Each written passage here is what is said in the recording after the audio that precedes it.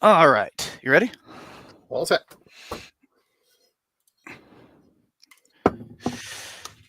Hello and hello, everyone. I see that we are currently live, and everything is to go. We currently have just a few people watching, so I'm sure there will be more people coming on as we go. So I'm sure we're going to end up having to re-explain stuff as new people come in. First of all, hello everybody, Cypher here, and joining us today is Mark from Alliterative. If you haven't seen his channel, it's a channel devoted to etymology, as in the history of words, and it's not just like the origin of words, but how they're all interconnected in a very an endless knot. Which is the kind of structuring metaphor of the episodes, and it's really interesting etymology, or engaging etymology, as I used to call this series. So, if you are interested in that, his channel is linked below in the description. For those on Twitch, although I think right now we have one viewer on Twitch. But for those on Twitch, the channel is Alliterative if you want to search it on YouTube, or you can come to this video and find it linked below in the description. And today I'm kind of restarting a series a very old series on this channel. God, I don't even remember how long ago it was. It was like 8 years ago or something like that. Mm. I think it's also the way that we found each other. Yeah, I think so. Yeah, so a long time ago I had two series, one that was engaging etymology and another that was called Drinks That Made History. And that series did really, really poorly. Like, I think one of them literally only has like 300 views or something like that. And it's the Sazerac. I love the Sazerac. But so I thought we'd restart it as like a way of having a conversation online about history and having some drinks with friends, and and we can have some live interaction with the audience as we're doing it. And since the best social lubricant is part of it, might as well turn it into a live thing. So, before we get started and everything, before we make the drink, the drink we are talking about today is called the Manhattan. I'm sure most of the people here have probably heard of this, but we're going to make it. We're going to start by making it here. And Mark, you want to walk us through making a drink? I'll make mine alongside you. So first step, get lots of ice in your mixing vessel. And then there are 3 ingredients. Whiskey, and Joe has opinions about what are the best whiskeys to use, but traditionally it should be made with a rye whiskey. A lot of people these days, like to make it with bourbon because bourbon has this high cachet, but there is a long-standing tradition of making the drink with rye, and we'll talk a bit more about, rye and what makes a rye, but so it's 2 parts of that whiskey, whatever you're going to use, and 1 part vermouth, red vermouth, sweet vermouth, Italian vermouth. It's known by a number of different names. Lots of different manufacturers, including probably the most famous one, the Martini and Rossi brand. That's probably the one you've seen the most often, but there are lots of other neat ones out there. Today I'm using Dolin, which is actually a French-made one. Mine's Rivada. I don't know what that is. Has a bunch of flags on it. Italy. It's from Ovada, Italy. I have no idea where Ovada is. Well, traditionally, sweet vermouth is an Italian product, whereas dry vermouth is a French invention, a French innovation. So vermouths were originally kind of invented in Italy, though there are a lot of other similar. And then the bitters. And then the last thing is the bitters. So the most standard bitters to use these days is Angostura bitters. It's also the one that is most easily available. Yeah, they always have this weird paper wrap. I literally just finished the bottle. So that thing's done.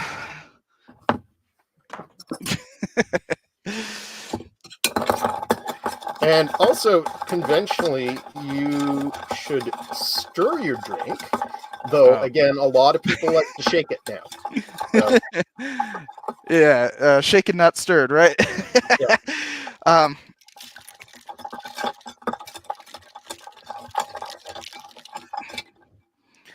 And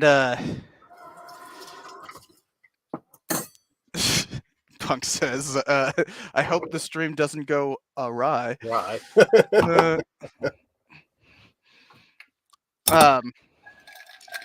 And then I don't have one of your fancier glasses. I just have these standard ones. And I made a little too much.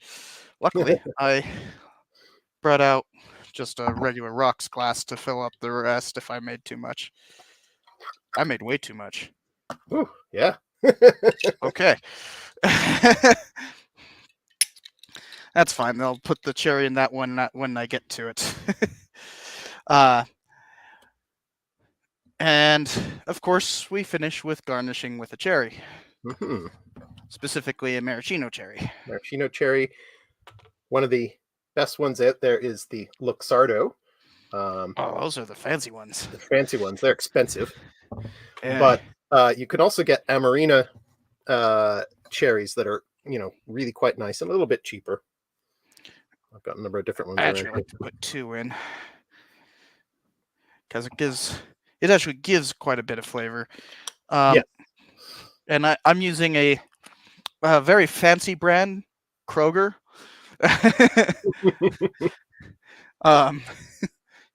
The Vaughn's is a high-end store.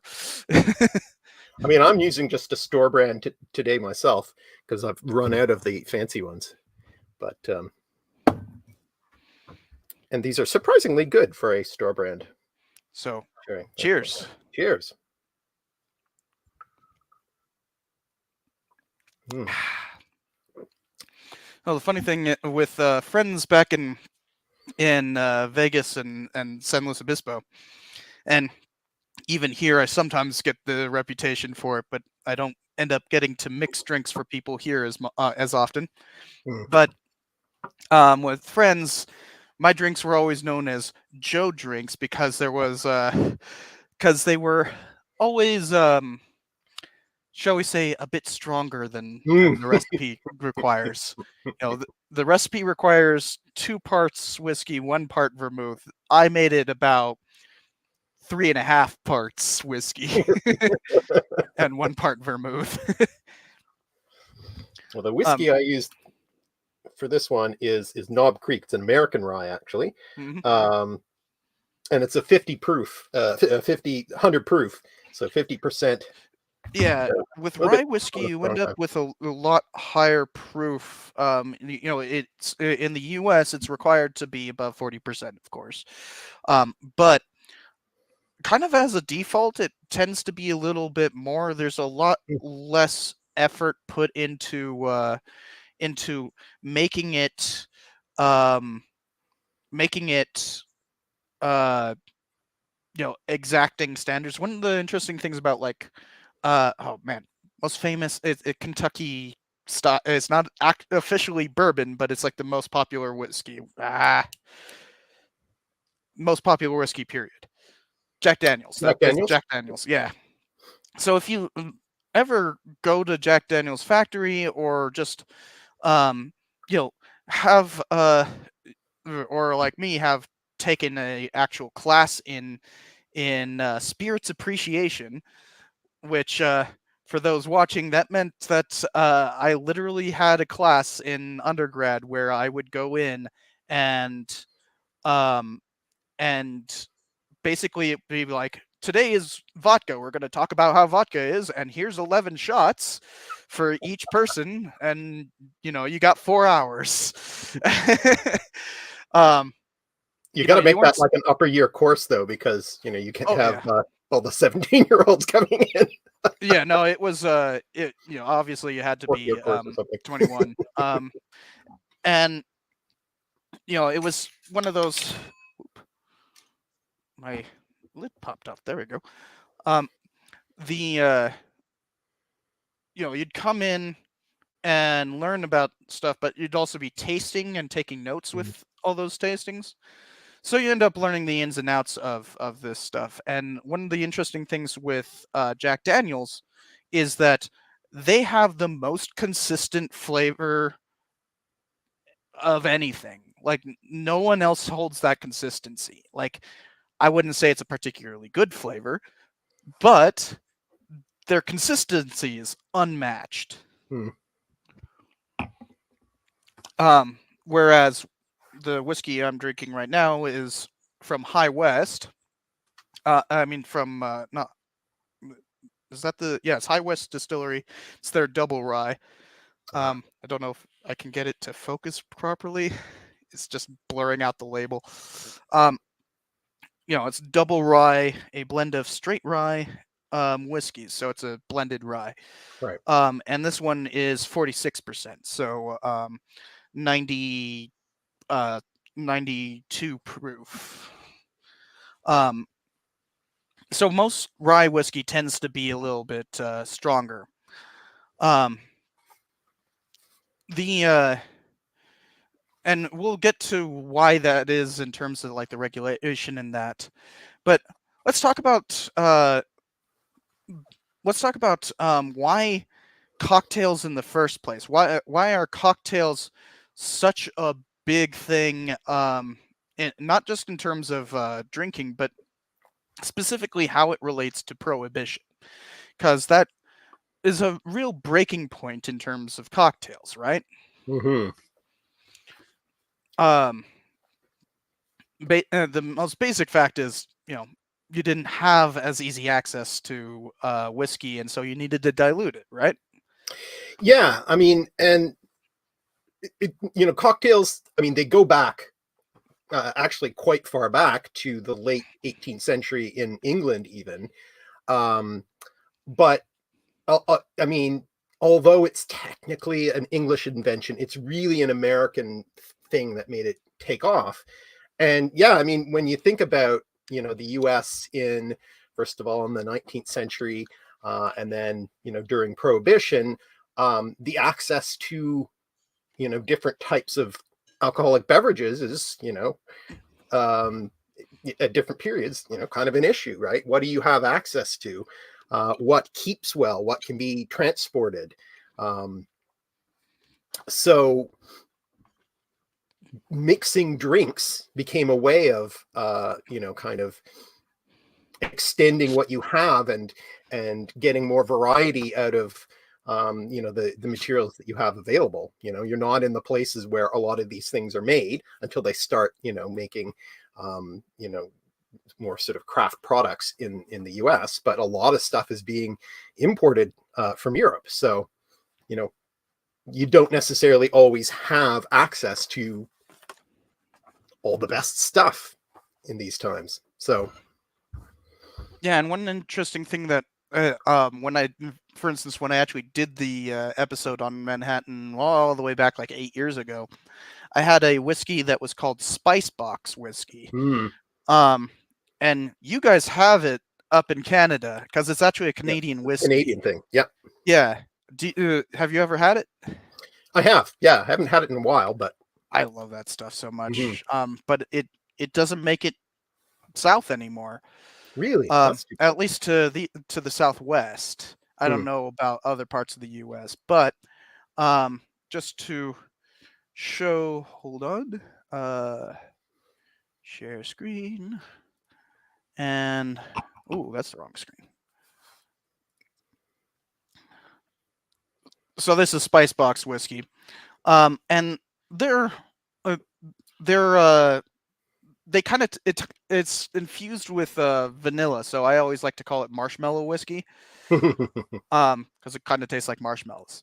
It's delicious stuff if you ever can, but it's called Spice Box because it supposedly the distiller has like related to a bootlegger, and the way that he bootlegged was during Prohibition was by hiding it in spice boxes.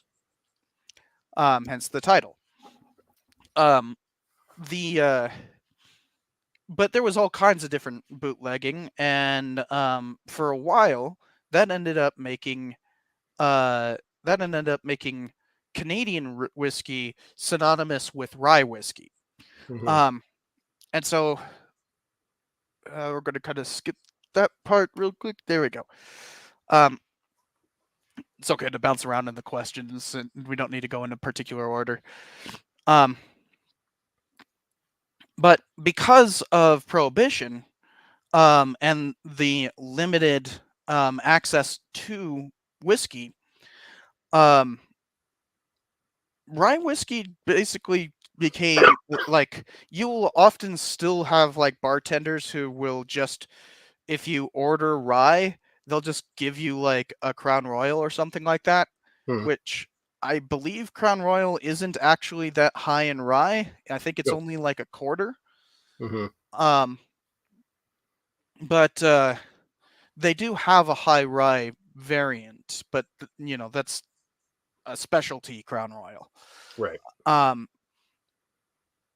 But most of the time it's going to be pretty heavy in corn because that's just the cheapest grain to, and there's kind of an overabundance of it. So that it's also, corn is very sweet when it comes out and as distillate. So prior to Prohibition, rye whiskey was the most popular type of whiskey in the U.S. And for that matter, kind of in the world, because the U.S. was by far the largest exporter of whiskey prior to Prohibition.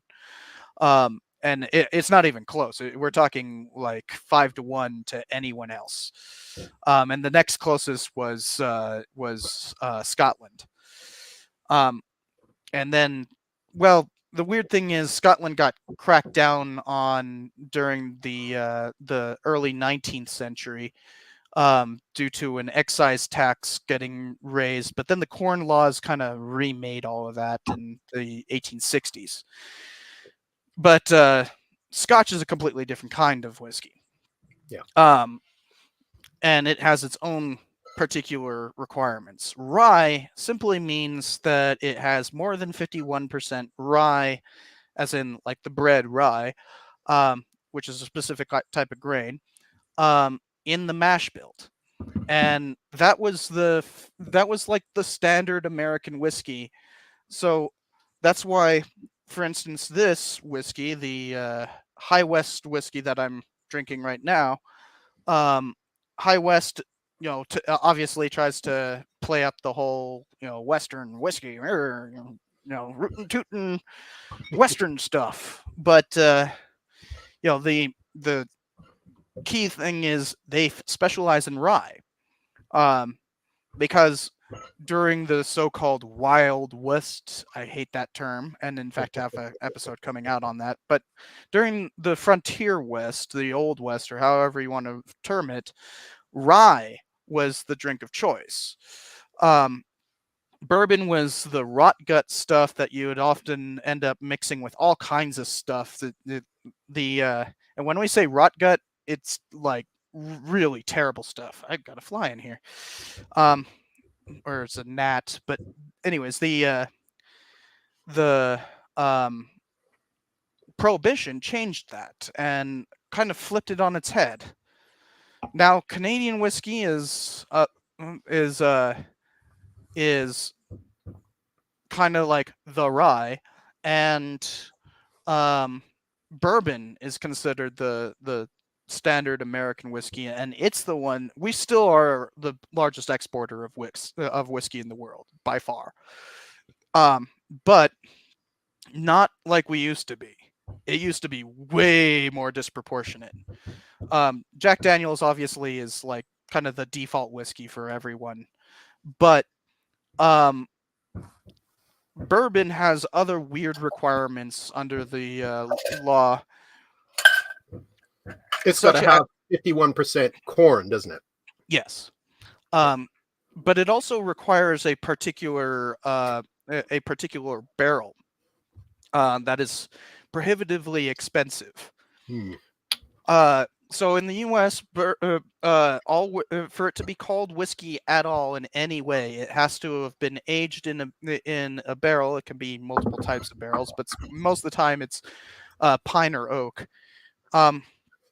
And for it being cheap, is typically pine. It has to be aged in a barrel, as in you put the distillate in a barrel, maybe mix it with a little bit of water before putting it in, and then it sits there in that barrel for at least 2 years. That is the minimum requirement. Most places it's 3. So like Jack Daniel's, it's 3 or 4.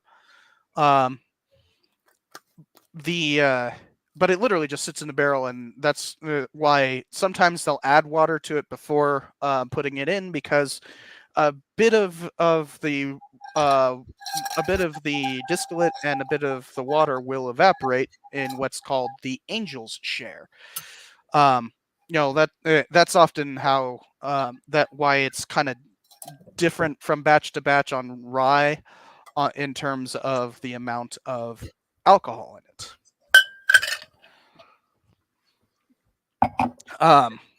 So yeah, I'm kind of sad that rye is no longer the thing, because rye tastes like spicy bread. That's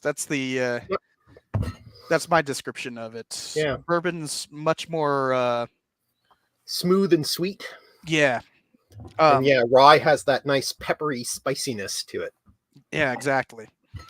But Canadian, since you're in Canada, we were talking a little bit ahead of time about the fact that you guys have a different requirement for rye. Yeah, so this is a particularly, Canadian thing, that the word rye is basically synonymous with Canadian whiskey. And it doesn't matter how much rye there is in it. So you can sell a whiskey and call it rye, even if there's no rye in it. Which, normally Canada is, big into regulating everything. This is one of these weird things, food labeling wise, that is not regulated. You can call anything rye. It might have rye in it. It might have a little rye. It might have a lot of rye. And now, if you really want to point out that your Canadian whiskey is, has a lot of rye in it, you have to put something like, so this is a lot 40, 100% rye, it says on it, right? So that it's actually rye, as opposed to just any Canadian whiskey. Yeah, it's kind of like mezcal. Mezcal is so a lot of people think mezcal is like you have tequila and then you have mezcal. Like all tequila is mezcal.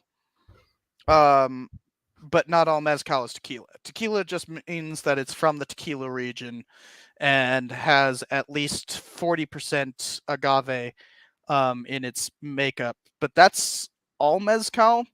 But when it crosses the border, where surprisingly a lot of it is actually made in the U.S., suddenly, obviously, you can't make it in the tequila region, right?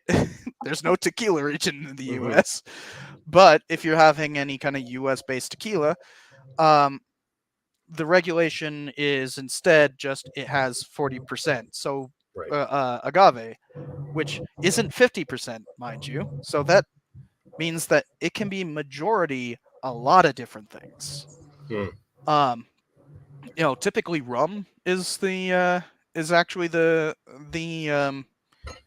what makes up like a good chunk of tequila, that as in just sugar. Cane sugar? Yeah, well, it can be cane sugar, it can be molasses, any kind of thing. In fact, I think most places prefer molasses, so they'll just like throw agave and molasses in and ferment it and then distill it. Like that's literally all you do. But it's weird because that means that the majority of it isn't the thing that makes it, that mezcal or tequila taste. Right.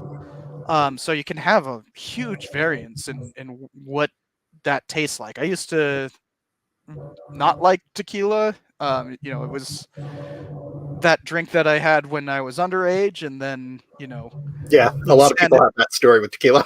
Yeah, I have a theory that that everyone has that one drink that they had when they were underage and drank to excess with it and just kind of grew to hate it. It's often some sort of cheap stuff, beer, like Keystone Light or Natty Light or Natty Ultra. I never remember all the names of them. Rot gut vodka and that kind of stuff. Jameson. And then it takes like 5 or 6 years to get over that kind of. It's like a trauma that people don't want to like have that specific alcohol, so they've like learned to hate it because they were drinking underage. Right. Tequila was that for me. But in terms of regulating the drinks, one interesting thing about the U.S. is, and we were talking about this earlier, but a lot of people don't know this, is the main way the U.S. actually regulates what counts as rye really doesn't have anything to do with like going and testing the actual distillate or the liquid or anything. The ATF will just walk into a distillery and start quizzing them on the label. It's called the label test. And they literally just sit down and go, so you call this double rye, and what does that mean in terms of the actual mash build? And, they have to be able to say it right off the top of their head. That's it. The ATF works with the FDA in terms of regulating its drinkability, but in terms of just labeling it as rye, that's it. That's the only requirement, is to be able to answer the quiz. Right. But it is literally just ATF agents showing up at your door. So it is stressful, and it is also illegal to lie. You are under oath when you do that. So, you don't want to perjure yourself. But at the same time, trying to, yeah, as Mavromatis says, I'm guessing I'm saying that wrong, but Mavromatis says so they could just bluff, and yeah, quite possibly, but you would technically be perjuring yourself if you did. Yeah. Now there has been actually a lot of controversy over that, because there have been rather famous instances of it. For instance, there's actually a Fireball whiskey is really popular now. Yeah. But it started off kind of as a bluff, because that cinnamon taste used to be considered a congener. It used to be considered an indicator of bad distillate. And so nobody liked it. And then, possibly to hide that it was bad distillate, they started saying, "Oh no, it's flavored with cinnamon." So that might have actually been a bluff to begin with. When Fireball started getting popular, it was one of those things that a lot of people in the distilling world were kind of going like, "Why? That's a bad thing. How are you going to tell if the whiskey's bad?" Now people like cinnamon whiskey. Mm-hmm. But there's also, it's not exactly regulation as in like from the state, but there is kind of an authority that puts the standard for mixed drinks. I don't know if you've ever owned one of the Mr. Boston books. I've got one right here, in fact. I was hoping you did. There we go. Yeah. So tell us a little bit about that. This was originally promotional material. This book was published by a distiller to sell their products. That was the original purpose of it, and so it's designed around what they had on offer. And they also made, I believe, pre-mixed cocktails. That used to be a big thing in the early 20th century, and then it sort of went away for a while. It's definitely coming back. You can there's especially really popular right now are cans that are pre-mix, and there's also these little like plastic bulb things that it's like it has like a can on top, but it's a plastic bulb, and it's also pre-mixed. And in fact, the what year is that book? This edition is it from the Sazerac company? No, it's from Time Warner. Oh, that's probably just the publisher. Yeah. The company, the Sazerac company actually bought up. Yeah. I forgot what the parent company was, but it was something generic like Food and Drinks Co. or something like that. Mm-hmm. Who owned the Mr. Boston label for a while, and now they do. That's why if you look, here's a great way to tell if it's Sazerac company.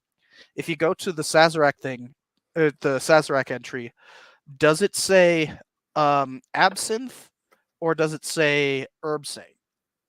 Oh, that's a good point. Let's see. Because Sazerac makes herb saint, and so they changed the official thing in Mr. Boston to their specific it's not actually it doesn't have Sazerac in here at all, in fact. Oh, what? Yeah. So probably it was taken out for some kind of reason related to that. That's probably an older book. It is Uh, an older, yeah. I mean, it was purchased in the 90s.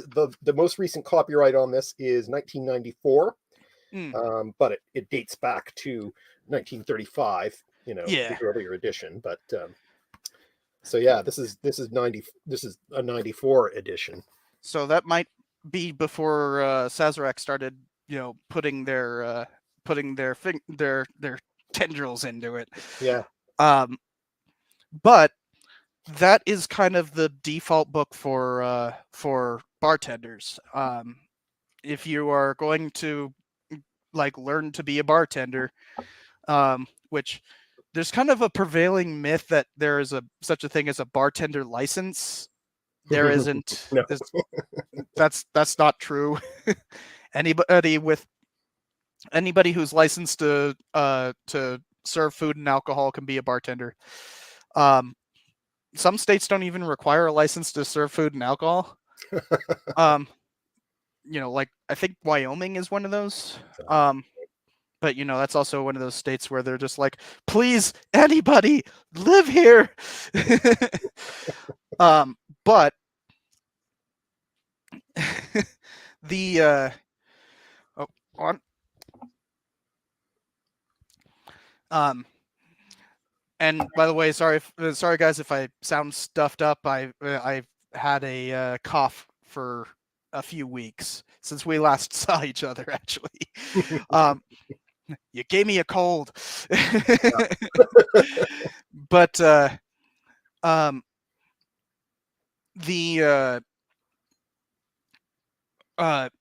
there is this kind of standard, and it's not actual regulation, but that's the book everybody goes off of. Now, I saw somebody had asked. Let me find the comment earlier. Um, Here it is. So, um, kind of related to the company that now owns Mr. Boston. Um, oh, it's actually Mavromatis again. Um, yes. What is the origin of the name cocktail?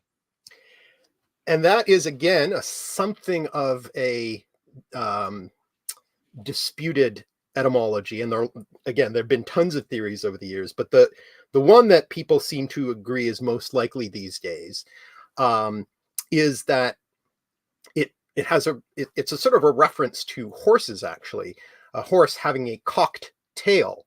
And what you do is you ginger the horse. So you literally take slices of ginger and shove it in the horse's bum, and it riles the horse up a bit. And so it's a way of making a kind of tired looking horse more spirited and animated, and therefore more valuable. And so How you is that can related to cocktails then? well, so the idea is you make this drink that is kind of enervating, that has a kick to it that makes you lively. Oh, see, I've always heard that it's the cockatier, as in Cockatier. Yep. that instead of a mixer like this, it was more egg shaped. Yeah. That's cockatier.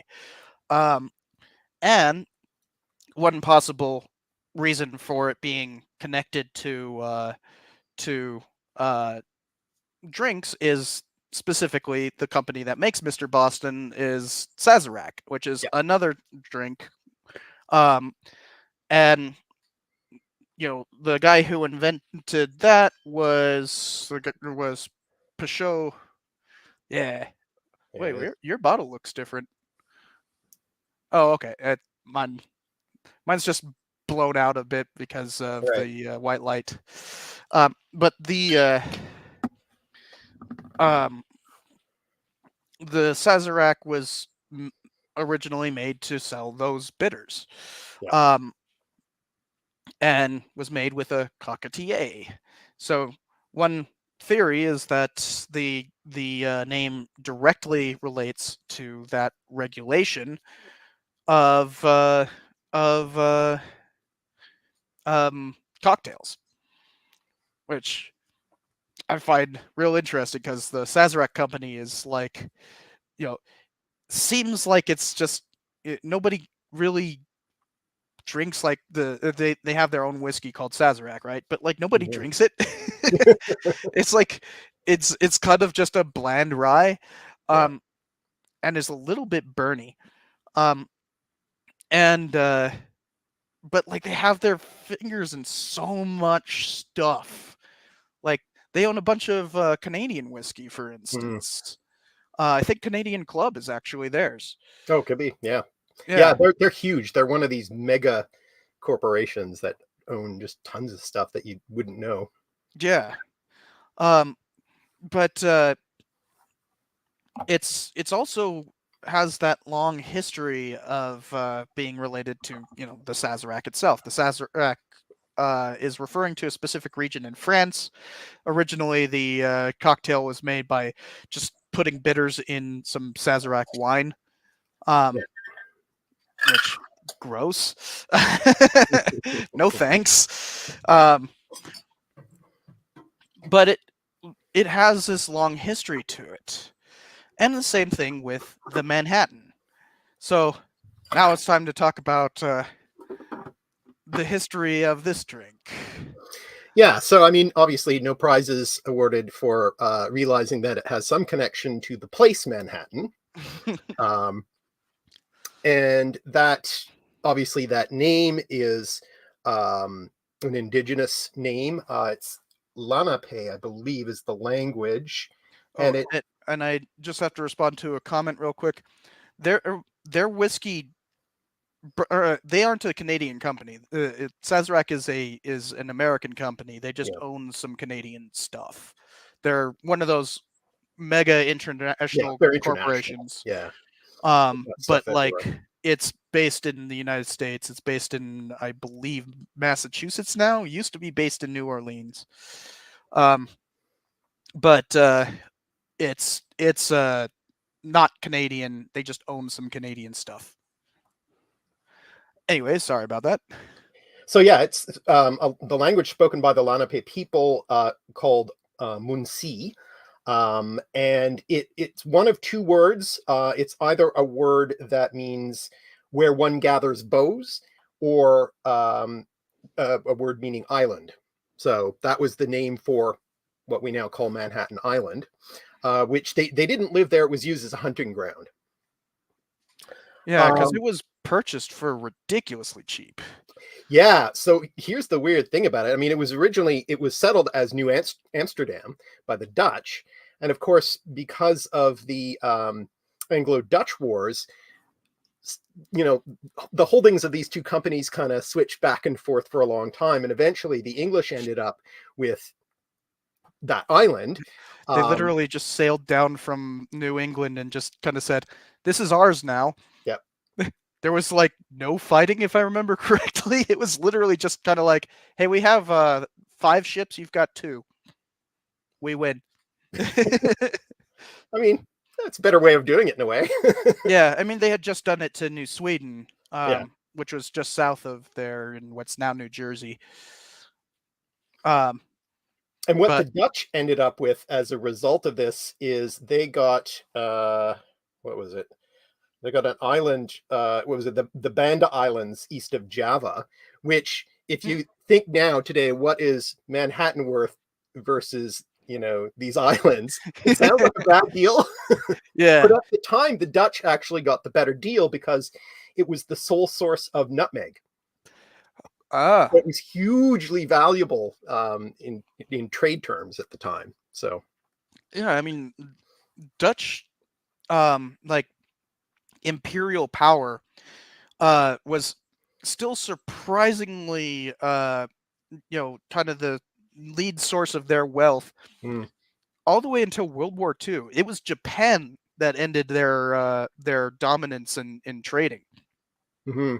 Um, so 1941, um, because the in Dutch Indonesia and all the different Pacific islands and that they just kind of controlled the spice trade. Yep. Um, you know, insert Dune reference here. um, but then when the English took over, they renamed it to New York, Yeah. right? From New And York Dam to New York. was it all? Did they just keep the name Manhattan all along, or is there any kind of switching about on that? I think it was fairly soon after it became property of England that it started to be called Manhattan. Uh, but I mean, the whole region was called, New York, all the settlements in that area. Hmm. But the island specifically was referred to as Manhattan, I think, from that point. Yeah, because it was chartered as a new. I know New York history well enough that it was chartered as a proprietary colony, as in, Mhm. um, a proprietor owned the colony, um, and um, the but Manhattan was just the name of the island. My Yeah. question is, obviously New York City. Well, it wasn't really called New York City for a while. Weird thing about it being called New York City is that we don't really know when it like started being called that, because New York, the colony, comes first. New York, the city, just kind of eventually is that. Yeah. Um, it was just New Amsterdam for a while, and people just started generally calling it New York throughout the 1670s and 80s. We don't know the exact time frame. Yeah. I think it was sort of probably a gradual thing, um, as the Dutch inhabitants became less, it was a smaller component of the population, as more people moved in there, and so its name just got switched Of course, gradually. there was another Manhattan-related object that helped the Dutch regain their colony in World War II. Kind of ended the war. The Manhattan Project, which Mhm. was just a secret code name. It didn't. It was literally meant to be just a generic name. It was the Manhattan Industrial District is where the actual. It was never really called the Manhattan Project. It was just Manhattan Industrial District (MID). Um, but that bomb was anything but mid. Um, the you know uh,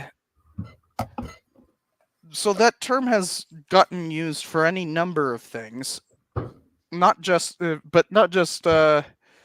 referring to lead. How did the drink come to be associated with the term? Well, the most likely theory to my mind is that it's named after the Manhattan Club. So in New York at that time, in the 19th century, there were all these clubs, these sort of gentlemen's clubs, which is where the majority of the drinking would be done. And it was also a kind of, there were meeting places, often political meeting places. Um, and the Manhattan Club, I believe, is the Democrat leaning, was at the time the Democrat leaning club or one of the Democrat leaning clubs in New York. And supposedly, according to the story, when Tilden won the governor's election in New York, Governor Tilden, his celebration party was held at the Manhattan Club.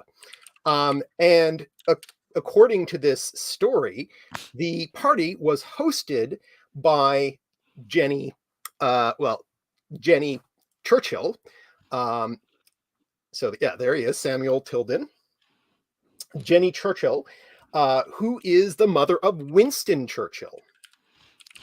Yeah, and if you see her picture, she's actually pretty good looking.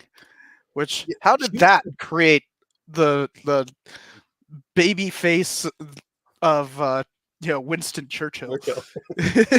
She was like a hugely famous socialite, Yeah, quite the in debutante. what, yeah, the debutante, and very famous. And um I think that's yeah. I think one of these is Winston. It's hard to see it in him. Actually, no, yeah, that's got to be him. The older one. Just looking at his face. Yeah. Um, So the problem with this theory, though, is that Jenny Churchill would have been very pregnant at the time with Winston, and in England. Here's her actually pregnant with him. Yep. And so she couldn't possibly have been there to host this party. My theory about how she got drawn into this story is that later, long after this gubernatorial party, the Manhattan Club, it sort of moved locations a number of different times. And later, it moved into the former mansion owned by her father, formerly owned by her father. And so it's the house she grew up in. But that was later than, this particular party in question. And so I think the stories got crossed somehow, and she got attached to the story. But why that party and the Manhattan Club being the connection to the drink? Well, so supposedly the cocktail was invented at that party in honor of Samuel Tilden to celebrate his, his great electoral success. Huh. But the drink is already attested because Tilden's what, like 75? Yeah, 1875 when he took office. So this would be 1874. Yeah. Like the Manhattan's already like attested as a cocktail during the Civil War. It's attested without the name Manhattan quite a ways back. I mean, people talk about mixing vermouth and whiskey. The earliest mention of the cocktail by the name Manhattan isn't until 1882. That's the earliest reference that anyone's found. And the earliest actual recipe is in this book. It's Bartender's Guide by Jerry Thomas. I have to point out a comment from Punk's Eye here. Her as in Jenny Churchill, drinking during her pregnancy would explain a lot. Because she was a famous drunkard, and boy was Winston. Yeah, he got a taste for it before he was born. So the book. Mm-hmm. So Jerry Thomas was like one of the first celebrity bartenders. And he specialized in that kind of, showmanship of bartending. Like flipping drinks kind of stuff? Flipping drinks and that kind of, yeah. His most famous drink was called the Blue Blazer, where he would toss the cocktail from one vessel to another while it was on fire. So there'd be this arc of blue flame. I literally went to look up this guy, and like, this is like pictures of him as throwing fire. Just that specific thing. Amazing. and so he's got what I believe is the earliest recipe for this, and this was first published in 1884, I believe. But the drink had been previously mentioned without a full recipe on 1882, so that would make the Tilden connection possible. But obviously, it wasn't the first time that a drink had been described of mixing whiskey and vermouth. So whatever you call it, the drink predated that. But under the name Manhattan, supposedly, according to the story, and I think it's plausible, it was invented at the Manhattan Club. And specifically, the guy who invented it is supposedly, what's his name? Dr. Ian Marshall. Supposedly invented it at this party. Interestingly, just in terms of political connections, of course, Samuel Tilden, just 2 years later, is involved in, I don't know if it still is considered, but the biggest presidential election fiasco in history. Yeah, the what's often called the corrupt bargain. Mm-hmm. So Tilden won by popular vote. He won outright, but it's the whole problem of the electoral college. Yeah, because Sam Tilden ran. In fact, I think we can pull up Tilden 1876.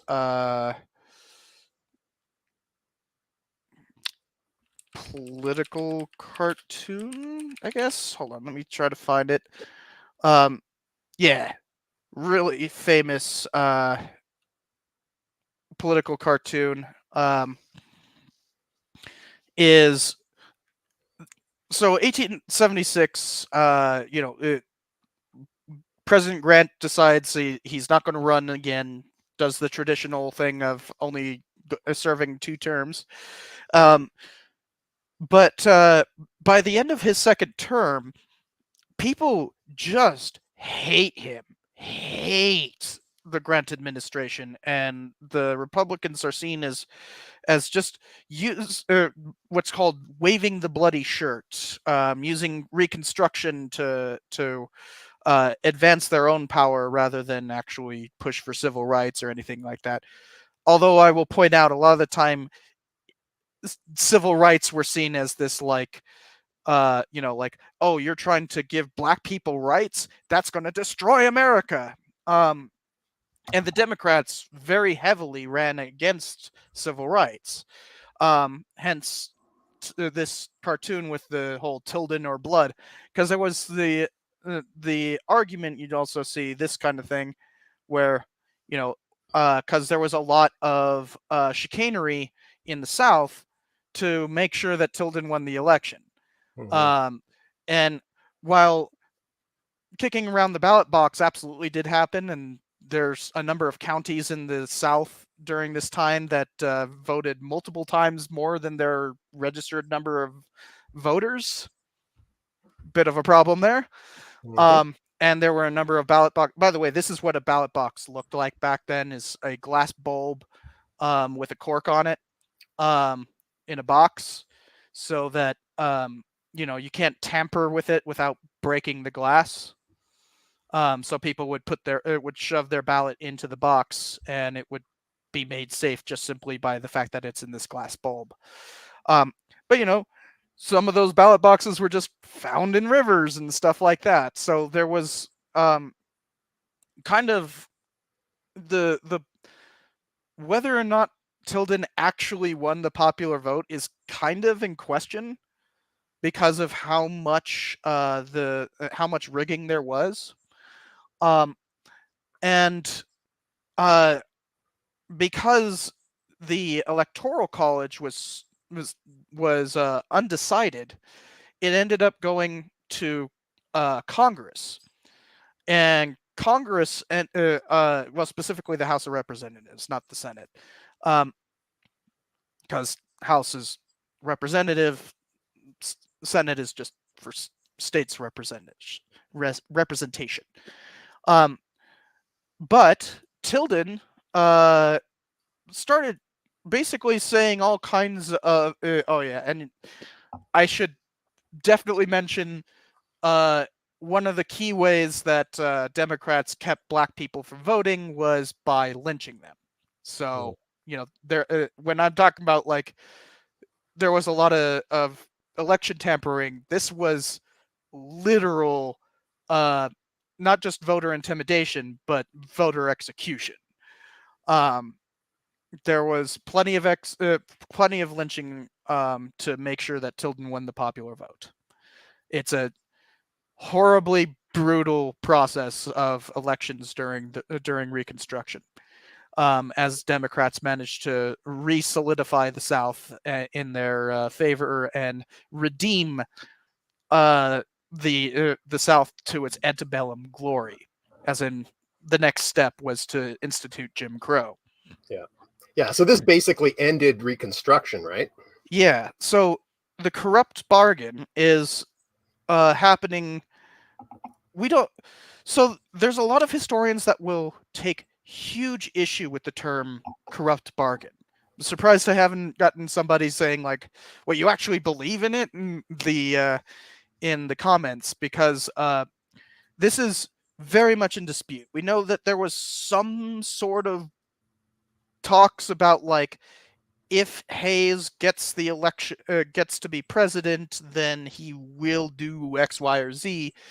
But that could have literally just been if Hayes becomes president, he's not going to do anything punitive, or like, or it could be as corrupt, the standard corrupt bargain version, um, that that is proffered by the public, isn't exactly backed up by sources, but is that it's a literal quid pro quo, quid pro quo to keep the South from seceding again. That's why there's this whole Tilden or blood thing. And remember, Tilden's a New Yorker, so like he's not exactly like trying to call for the South to secede again. But it was made into that, right? And so the argument that I wouldn't call it conspiracy theorists, but like the idea was that supposedly Hayes became president and guaranteed the passage of what's called the Posse Comitatus Act. So to understand, this gets into like law enforcement history a little bit, but prior to 1877, the U.S. Army could be called into posses. So the way a lot of law worked was that you'd have, if like say there was a murder. This is actually important to the movie that just came out. What's it called? Killers of the Flower Moon. Just came out like a month ago. And the way law worked in Oklahoma Territory, and thereby in Indian Territory, was that that if there was a murder, there would be a coroner's jury called. So the coroner could just call a bunch of able-bodied men to come and look, basically, and just decide whether or not it was a murder, right? And they could actually start an investigation, hand it to the sheriff, hand it to, if it's in a city, they could hand it to the police or a constable or however the law enforcement is arranged. But essentially, they decide what to do. And oftentimes that meant basically an indictment. It wasn't really an indictment. It was a it was a summons. That's the term. They would summon a murderer, and so you'd send out a posse to go get them. Normally, a posse is just whoever they can grab from the bar to go, and kind of be like, "Hey, Bob, you come out here. We're here to get you." Basically, literally, posse comitatus means people who are able to be gathered together. Yeah. So it's just the crowd you can rustle up. Yeah. So up until 1877, it was perfectly legal to have the U.S. Army be part of a posse. Now, if you want to indict somebody, that's another thing that could happen after there's been an investigation. You summon a grand jury, and then the grand jury would indict somebody. It's really easy to indict somebody when they're. This sounds related to current politics. I am not talking about that. But it's actually really easy to indict somebody with a grand jury. You basically say, like, this looks like we can prosecute. Do you think we can? And it's like, well, you said you can, so yeah, let's indict them. And that means send out, you now have a warrant to arrest somebody and everything, unless they've made bail and all that. But, there's a whole process of law, and that dates back literal centuries. It goes back to the Shrief system in 15th century England. But the key thing is, if you want to have somebody get surrender easily, and you don't want to have some big fight, or if you know that there might be a big fight, it's real useful to have the U.S. Army behind you. Funny that. It's the U.S. Army was often a constabulary force, especially out here in the West. Very much functioned as a constabulary force. But the Posse Comitatus Act ended that. The first time that the U.S. Army had to be used as a law enforcement group, as a constabulary outside, but had to declare an insurrection, was actually here in New Mexico. Really famous instance in 1878, the Lincoln County War. Hayes declared that Lincoln County was in insurrection, so the Army could actually intervene and all that kind of stuff. Funny thing is, the Army had already intervened. There's a whole thing on that, but the key thing is, there was this inability of the Army to be used as a constabulary force, thereby allowing all these unconstitutional laws that made up Jim Crow to get passed, and no federal way of stopping it. So in a very real sense, there's this corrupt bargain with Tilden kind of giving up the presidency is the source of Jim Crow. But I will point out, there wasn't actually that whole quid pro quo. That's just a theory of, out in the smoky room behind Congress. It wasn't an actual deal. It was probably just that there was one more Republican on the committee that made the decision. Well, in terms of the funny thing is, the Posse Comitatus Act, it is one paragraph in the National Defense Arms and Warfare Act. An act that has been passed continuously, basically every year since 1791. The Defense Act today is literally the same act. We just have changed the name over the years. So this was just a little rider, a one paragraph rider in the Defense Act. Like, I don't think they had. They just wanted to end Reconstruction. Like, yeah. It was already on its last legs in 1876. By 1877, Democrats held basically the entirety of the South. Like, Republicans were gone. And realize, I should point out, the parties have basically flipped on this. Now Republicans are the party of the South, Democrats are the party of the North. Democrats are seen as like the progressive party, and Republicans are the conservatives. That was 180 degrees different in the Reconstruction era. But yeah, it's interesting that this is related to all of that history. Yeah, well, and and there's another scandal that's kind of related to this, which is specifically Boss Tweed, the corrupt politician in New York, because that's how Samuel Tilden sort of gained the reputation that he needed to win the governorship. Is that he took down Boss Tweed, and it was high profile for him, and that's probably the defining reason why he won the election. And so because of that, the Manhattan cocktail was invented.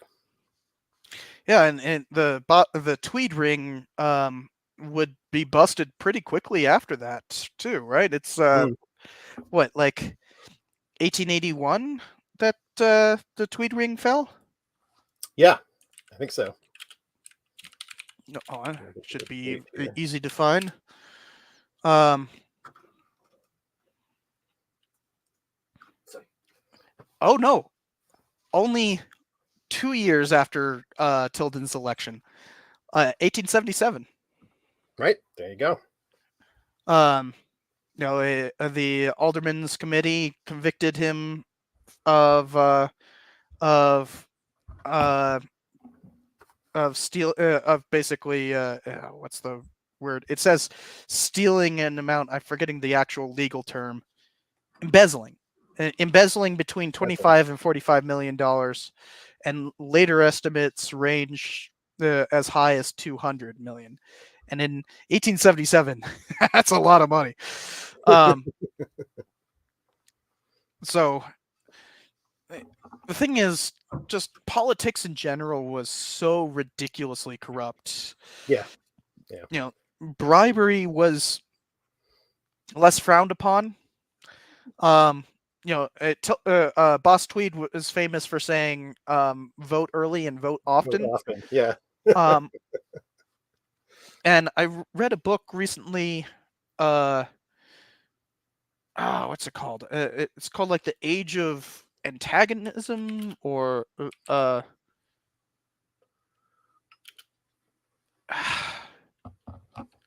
forgetting the name of it. It's about politics in the latter half of the 19th century. That they basically fostered this like polarization, like as a club atmosphere. It really had nothing to do with like actual political opinions. It was basically, well, I'm a Republican man, and like that's how so many things like the Lily White movement was able to infiltrate and end up taking over the Republican Party.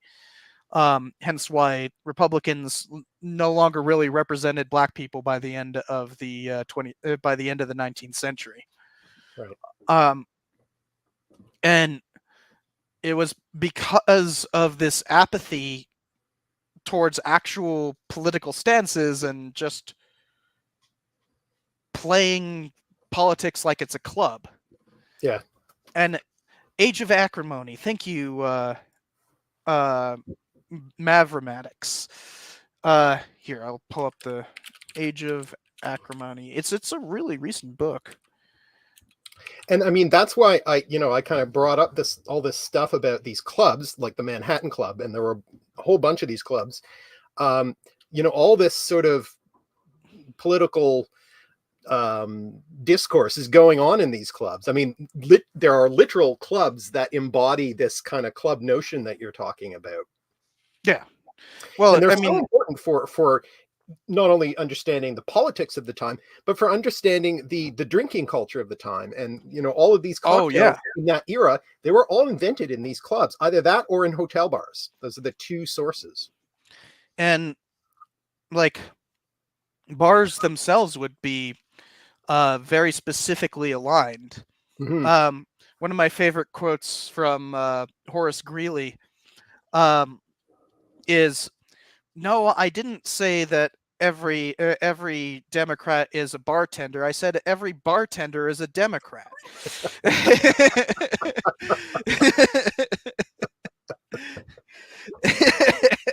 Nice.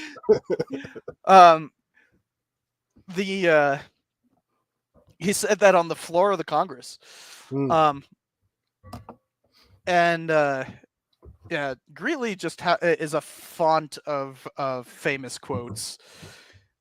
You've heard the "Go West, young men, and grow up with the nation." That's him. But Greeley is definitely part of all of this acrimony because he was getting annoyed with all the waving the bloody shirt stuff, and found the Republicans to be too radical. Even though in 1872 they really weren't. That just they weren't. But And there were still radical Republicans, yeah, but like they were a very vociferous minority, but a tiny minority.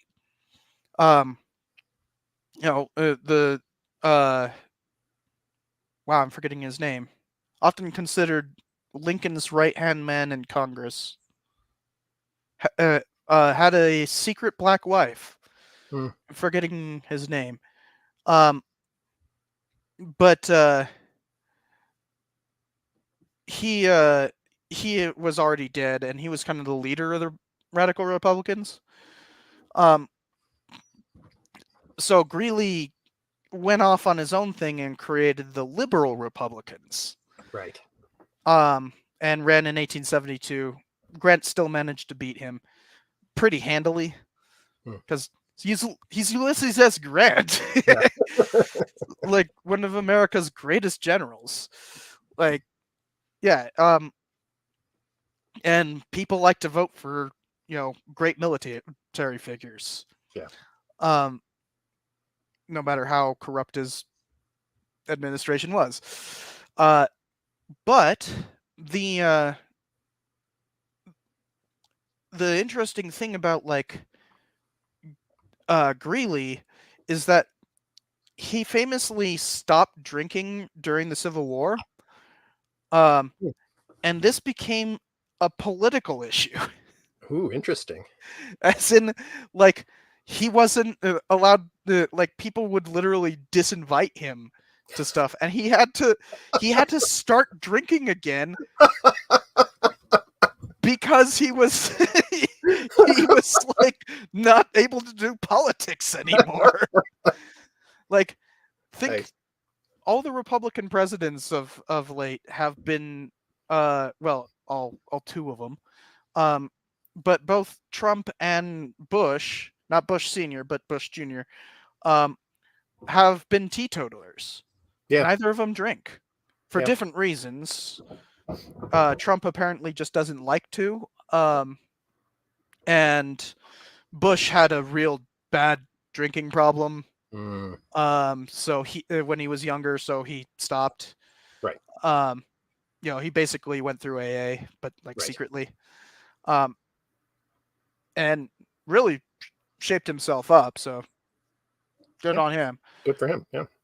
But neither of them would be like even presidential material whatsoever because they don't drink. Yeah.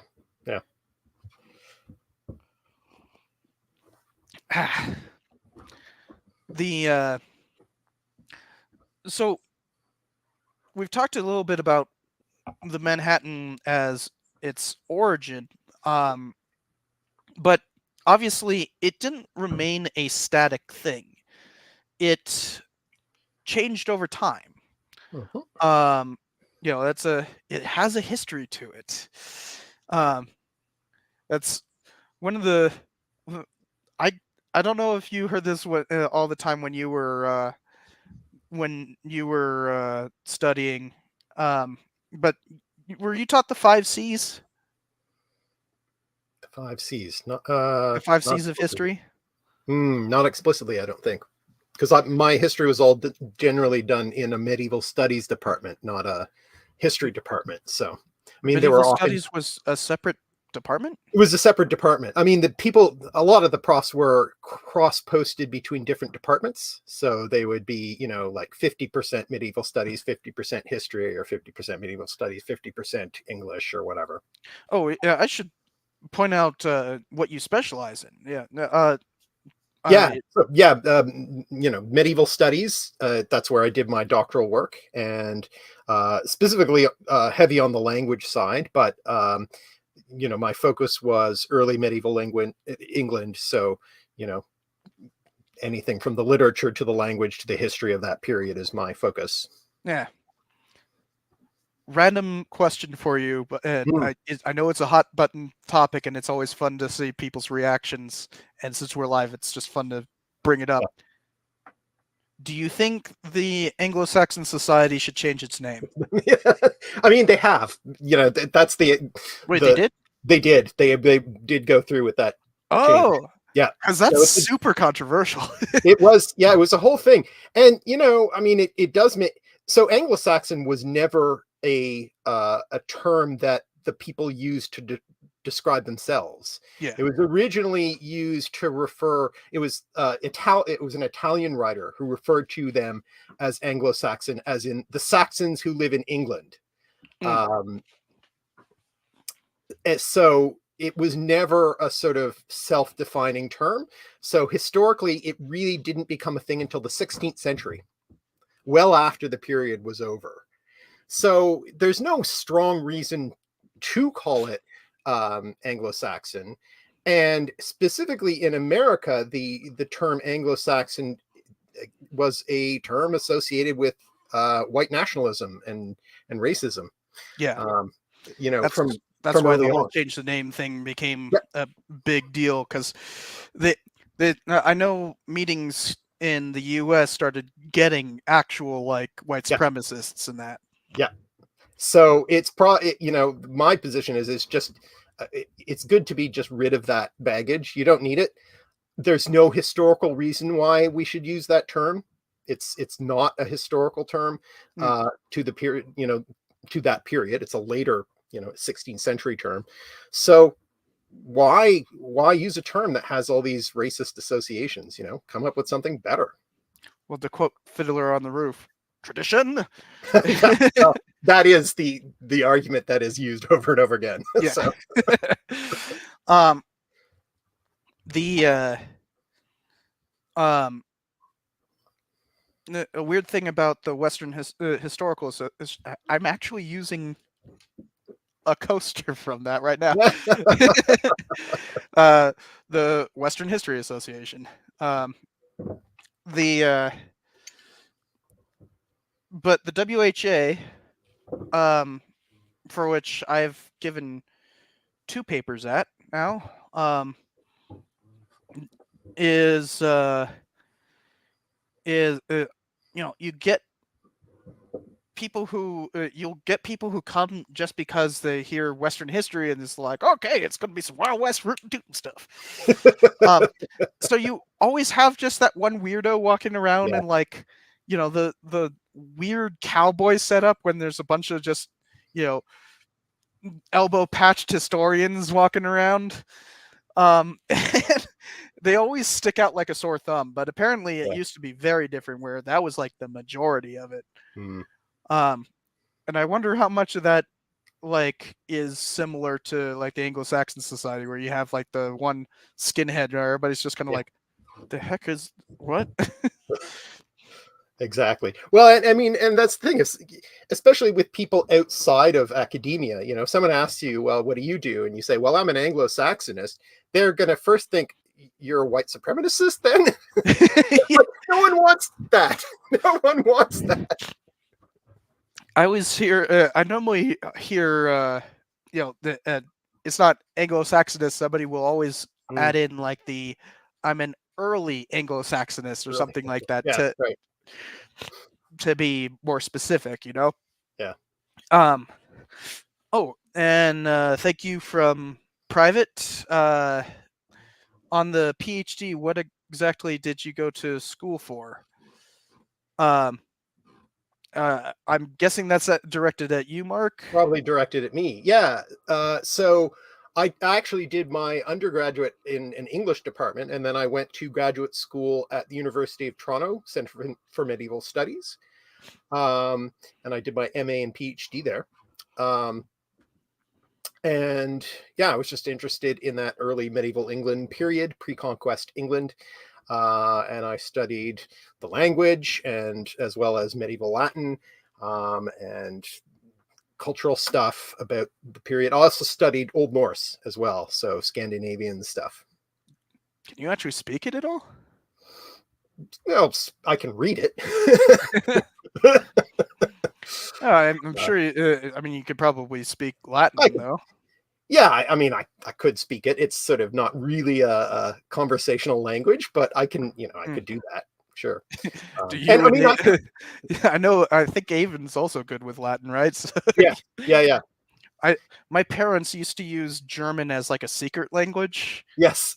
You ever do that with your kids? Oh yeah, we used to do that with Latin. So we can't do it um, with French though because they learned French. So no, ah, it's only yeah, Latin that we can use. Canada. Mm. You guys are also pretty far north in Canada. Well, far north, but like, The near north, it's usually called. Yeah, it's sort of mm, north, not the Arctic Circle kind of north, but yeah. the but like the further north you get, the more Quebecois, right? yeah, yes. I mean, sort of Ontario kind of slopes to the west, and Quebec juts out over Ontario. So, I mean, basically, north of Ottawa is Quebec.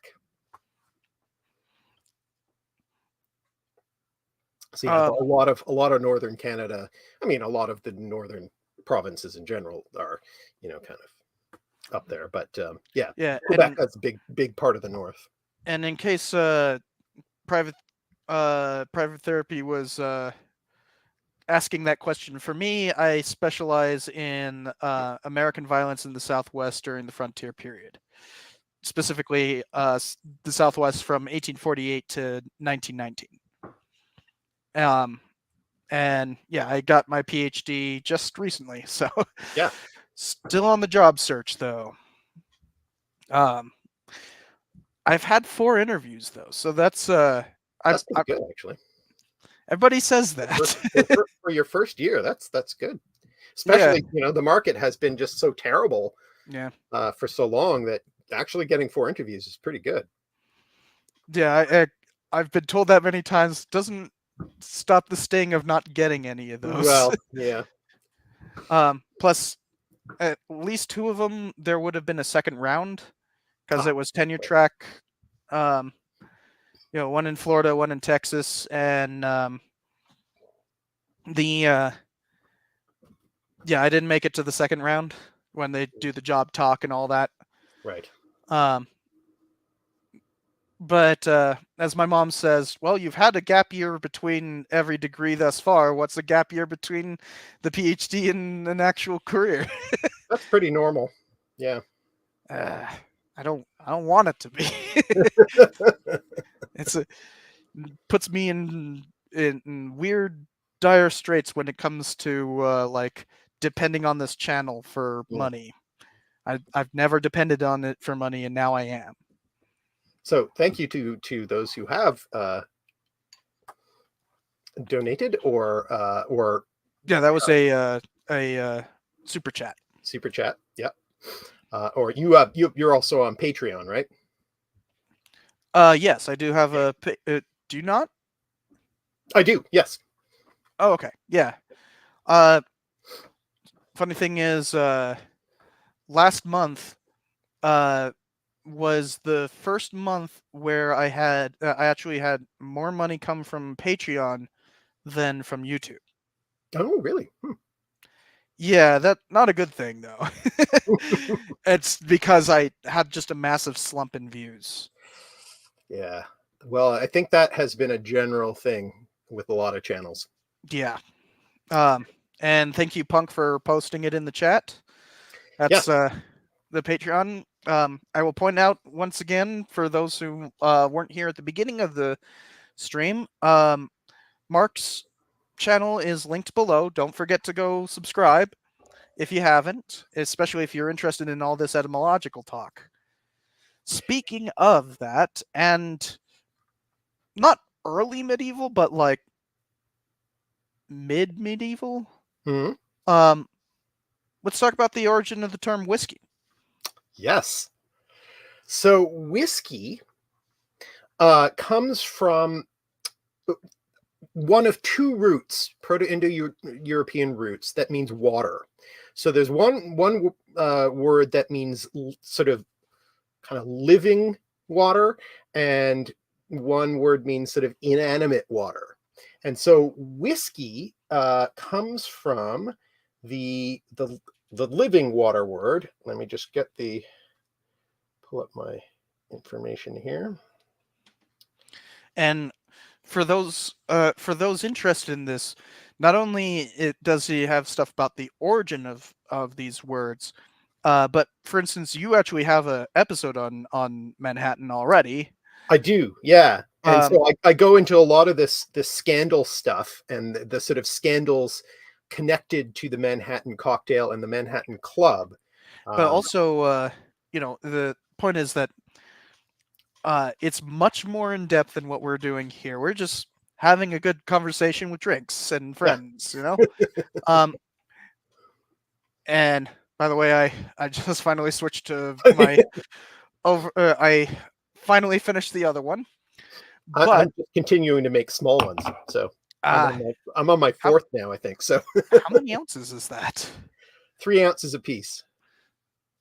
That's still a lot. It's still a fair amount. Yeah. Yeah, because I mean, I filled this up here. I have no way idea how much that is. That's probably 4 or 5 ounces, I would say. Okay, so I might have already had about the same. Um, doesn't feel like it yet, It'll get but you. on whiskey, um, it means like water of life, right? Water of life. Yeah. So it comes from let's see, it's the root wed, which becomes Gaelic whiskey, water, and so it's a calque on the Latin term aqua vitae, which means the water of life. So this is basically taking that notion of the water of life, but translating it into Gaelic, the Gaelic language, and that term whiskey becomes whiskey and gets borrowed into English from Celtic, from presumably Scots. So the Indo-European you said is wed, right? Wed is the Proto-Indo-European root. Yeah. Is that related to wedding? Not wedding. It's related to winter and wet, and other words like that. Wedding is Probably joining then. yeah, it's a different root. I But can't remember off the top of my head. But wed in so the interesting thing about Mark's channel, everybody, is that he brings up all these different, like, it's not just that these words are there's like a branching tree of etymology, but there's also a bunch of twists and knots that take you to all these other words, all these different histories. It's all interconnected. Um, but uh, the interesting thing on like these Indo-European things is that you end up getting these. I remember when we went to VidCon 2019, was it? 2019. Yeah. You did this like quiz thing where it was Oh like, yeah, that's right. Yeah. yeah, Are these and words related? yeah, and so that's it. Ever since then you have me going like, wait, are these related?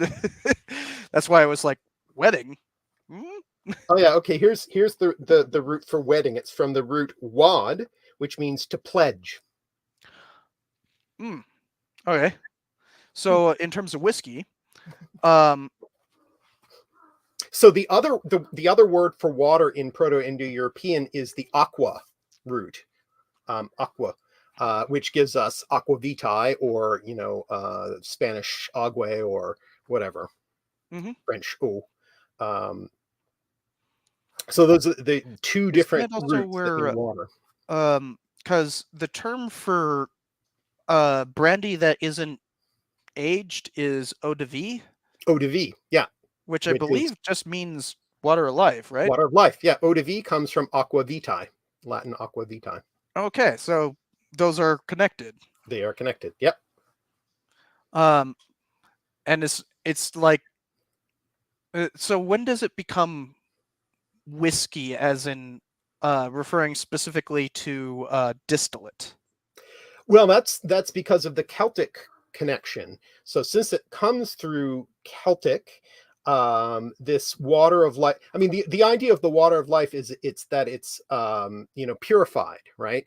You take you take something and you purify it, in this, it goes back to alchemy, right? This idea of making a spirit, literally, you boil it, and you condense part of it, separating it out, and that spirit that you make, spirit meaning kind of breath or air or whatever, that condenses into the pure alcohol.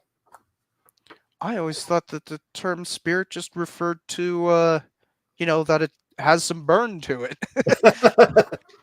No, Huh. it goes back to the idea of alchemy, and so spiritus is the Latin word, and it means spirit, as in, the sort of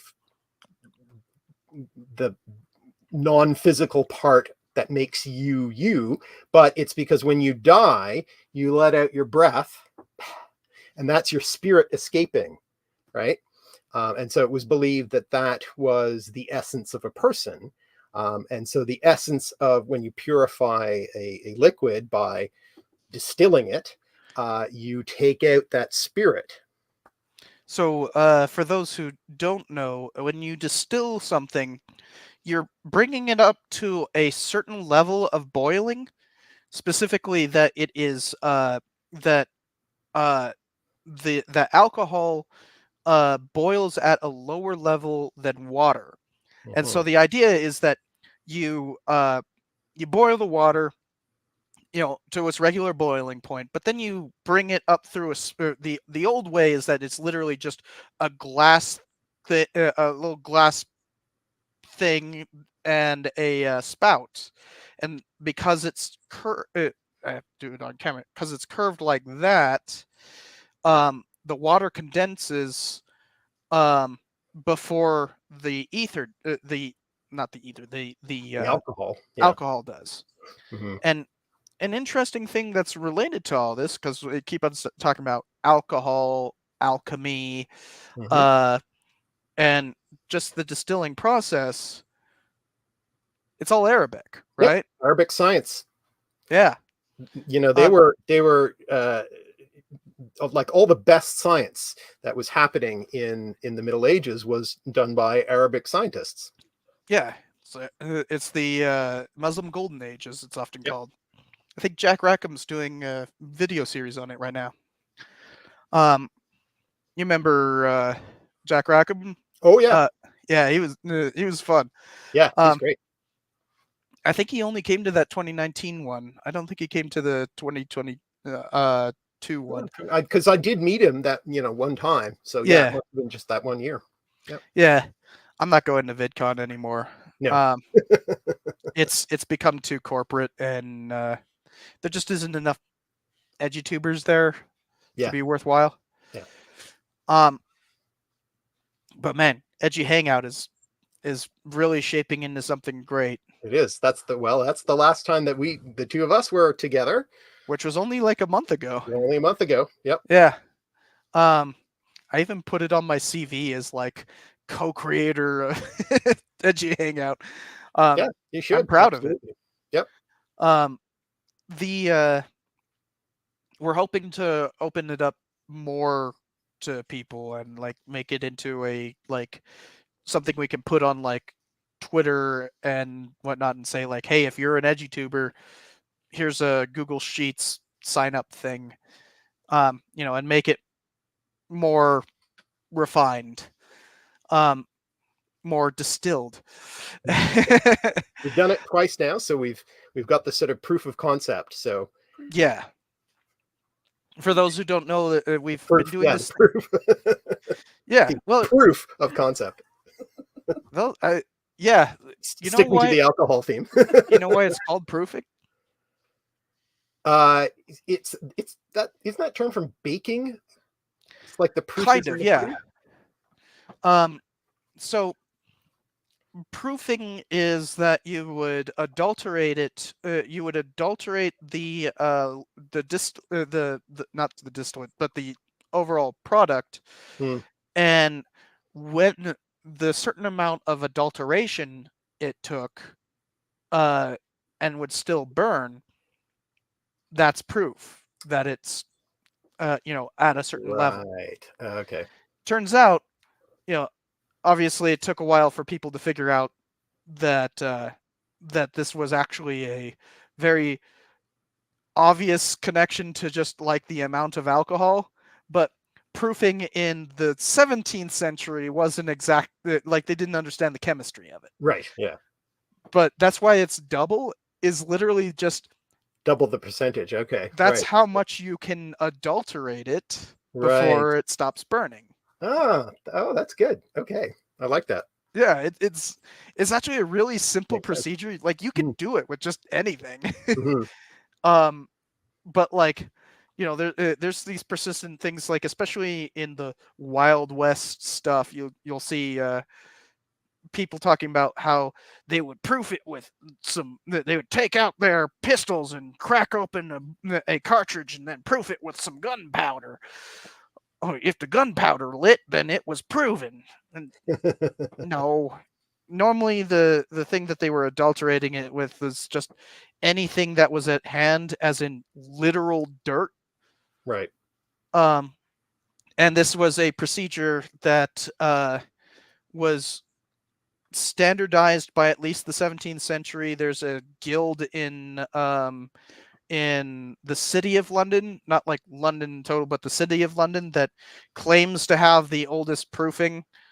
Um, but they also persist in saying that they would test all wine by spilling it on a seat and sitting on it, In leather pants. Yeah. which is just, it's not true. How sticky is it? like that's that's just not true at all. But like it's become this thing that like every new person who's like the Mhm. guild leader or whatever has to like be inaugurated by sitting in a sticky seat with leather pants. It's just such a silly thing. Like, what are you guys doing? This has nothing to do with like proving with the wine is good. Fun fact, Shakespeare's father had that job. Huh. I don't know we what that tells us, but do we have any drawings of his father? I don't think so. No. Because there's like such a controversy over what he actually looked like. Mm, We don't have any contemporary drawings. The closest is don't his think so. is the statue that was put above his grave, and that was done like years later. Yeah. I mean, we only have two or maybe three portraits of Shakespeare himself. So, yeah, the odds that we Well, would have his but father. the portraits were all done posthumously. Yeah. Yeah. So that statue is actually the oldest representation we have of him, like Right. physical Okay. So it representation. predates yeah. And the dude couldn't even sign his own name. Well, you just spell it how it sounds. I mean, that's Yeah, the way but it worked, right? it's like every actual signature we have of his is spelled differently. Mhm. Dude couldn't spell his own name. um, but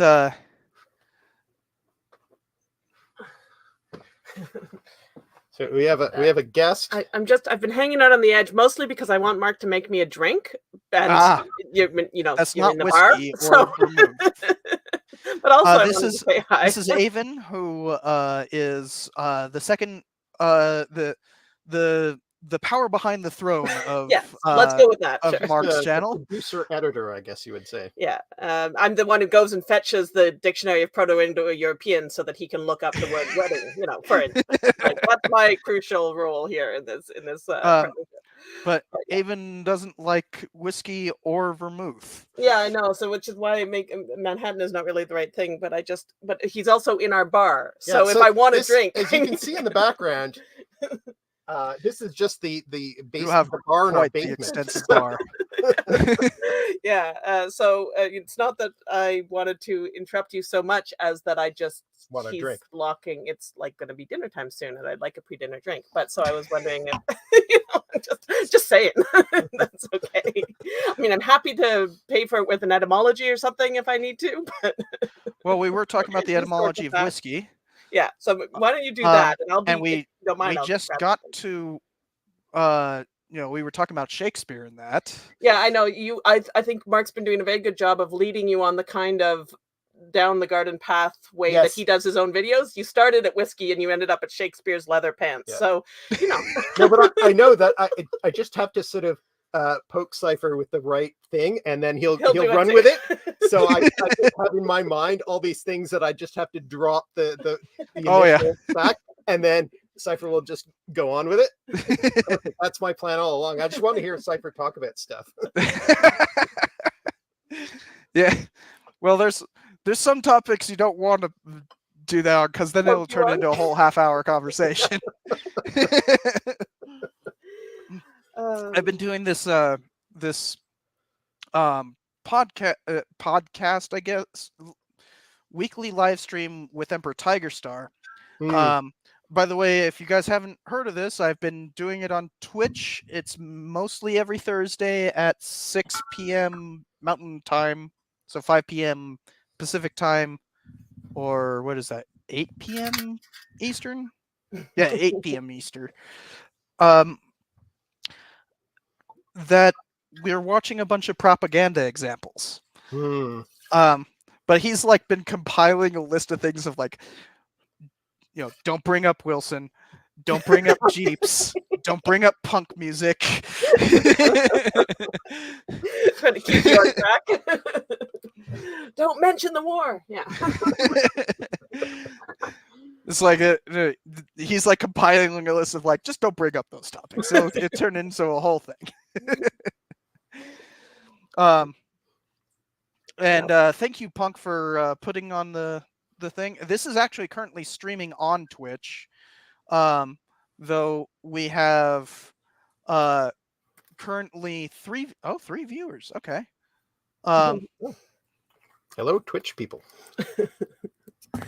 I actually normally don't have that many viewers on Twitch. Most of the time I play video games every week, and it's just the only way I would ever play video games. As if you can call it work. Yeah. Like quite literally. So when I started doing it, I hadn't played video games for like 2 years. And suddenly now I get to play every week. So like the number of viewers doesn't really matter to me. It's a useful way of getting myself to do something. Right. You've been a grad student when you have to literally make it a duty for you to relax. That is, yeah. It's called and toxication.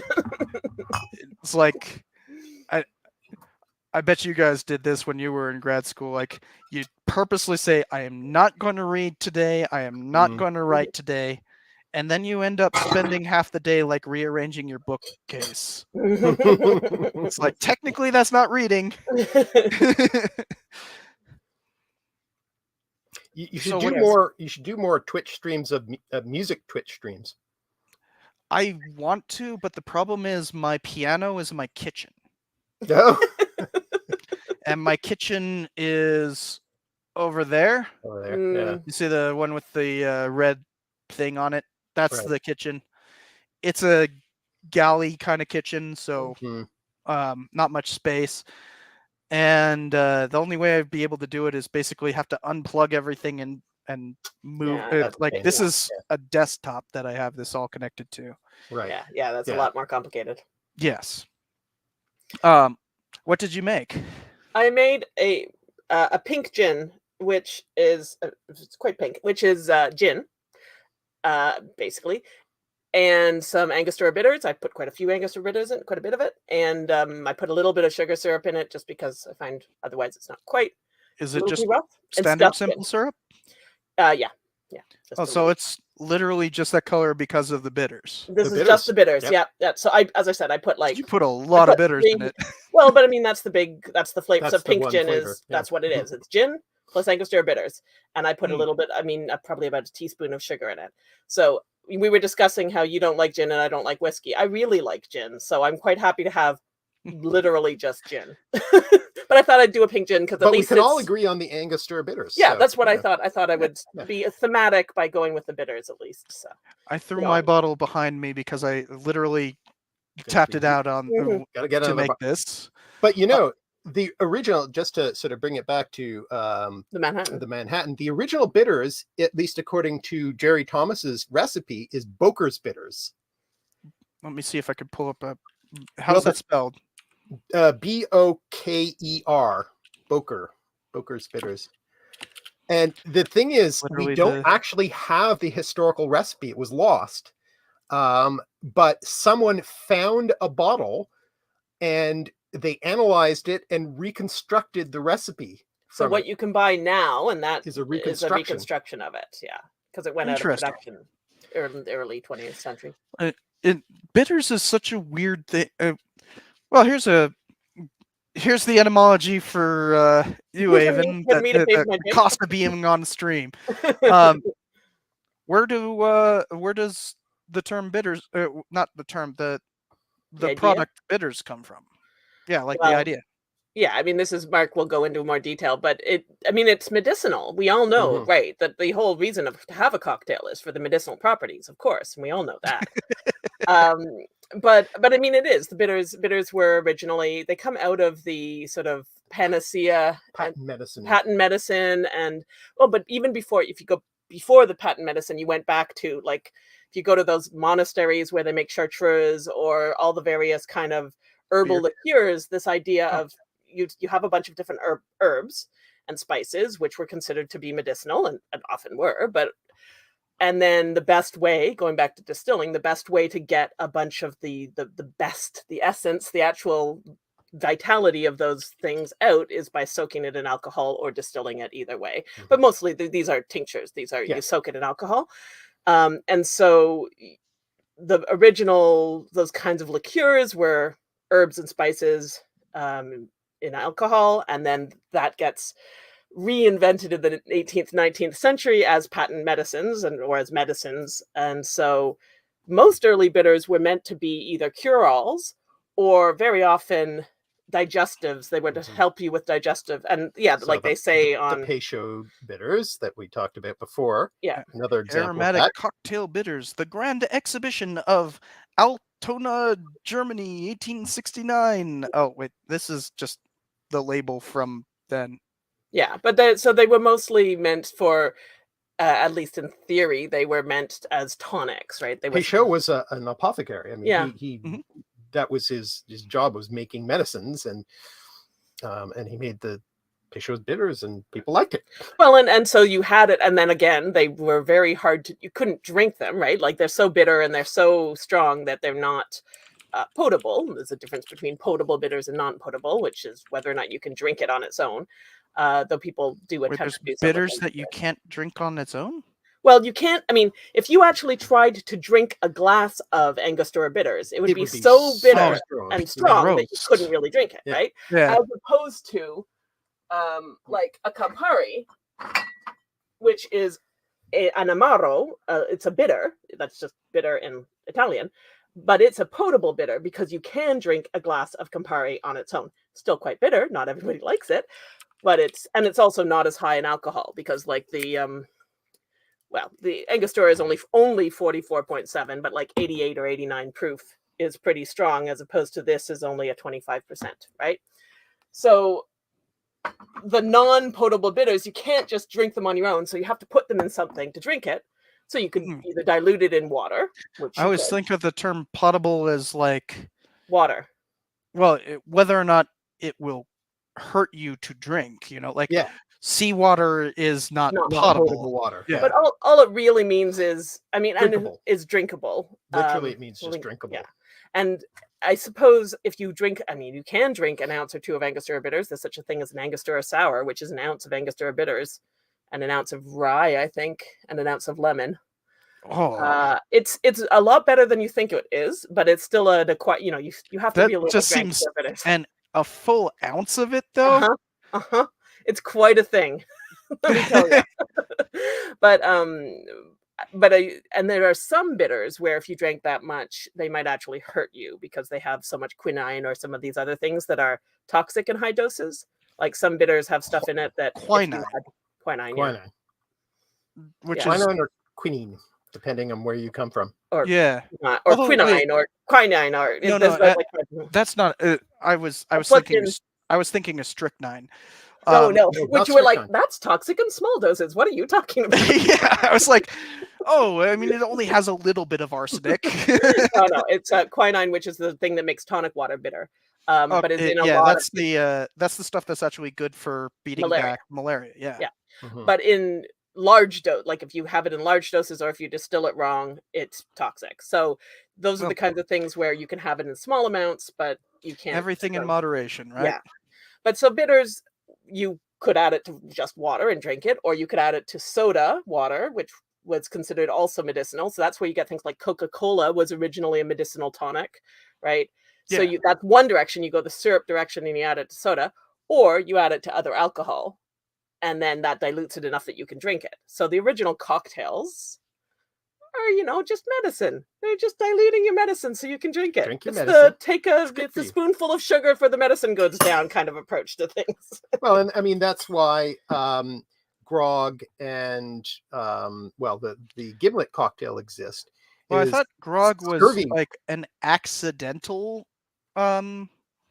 So for those who don't know, grog is just lime juice and rum. Yeah. And And water. like it has a really good way. It's a really good way on a ship of defeating scurvy. Scurvy. But as far as I'm But they didn't aware, know it exactly was what like they were doing. Yeah. yeah, like they didn't know that they were beating scurvy. They just accidentally did. They noticed the sort of correspondence, but there was actually, what was his name, Lind, I think, who did the first clinical trials. In medicine, he sort of invented this process of figuring out, what The idea of a control trial, A like of control having trial, one set yeah. of people who didn't do something and other people who said it did. and he worked out that, okay, lime juice seems to actually be a preventative of scurvy. He didn't know why, but that's not the important point at the time. Yeah, And so well, then it became a thing. Yeah. vitamins wouldn't really be known for another century. Yeah, exactly. But as a result of his studies, he was a ship's surgeon, and because of his work on this, the Royal Navy, the British Royal Navy, adopted grog, or specifically rations, lime rations, but they mixed it with either rum or gin to make the sailors actually want to have it. Yeah, because and again, like here's your ounce of lime juice. Drink that. It's never going to go down literally. Like it's not really possible. But yes, they were already drinking rum, so why not just add it to the rum, and then a guy named Lachlan Rose invented a way of preserving lime juice for these sea journeys, and that's why we have Rose's lime cordial. Oh. Huh. And that's the ingredients of a gimlet. Yeah. Rose's lime and gin. So we have the gin and tonic is really the way of preventing malaria because it's gin, and then a way of drinking the tonic, the quinine that is terrible to drink, but you need it for the preventing malaria. Whereas the gimlet is a way of preventing scurvy. And the commonality is gin because they're Brits. Yes. So that allowed for the British Empire to happen. Longer sea voyages, basically. Yeah.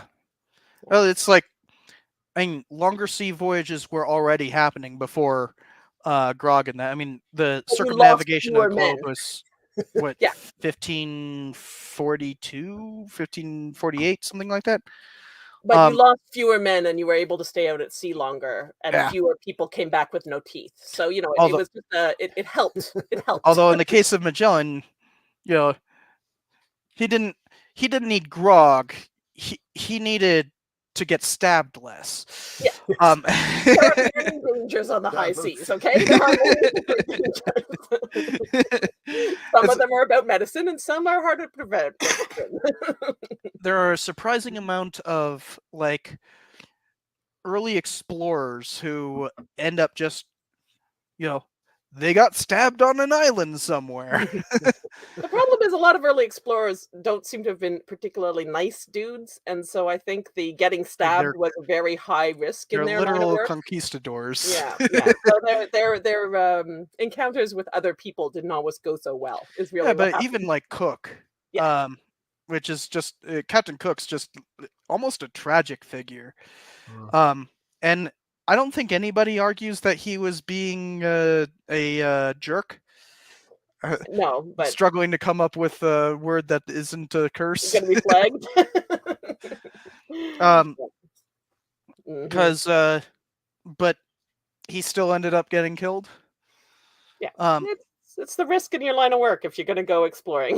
Yeah. That's just how it works. It's also just disease. I mean, interesting thing here in New Mexico is that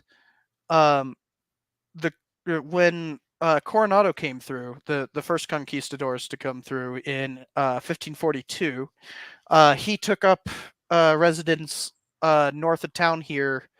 This is Albuquerque. North of town is a place called Bernalillo, for which the county is named, even though Bernalillo is no longer in the county.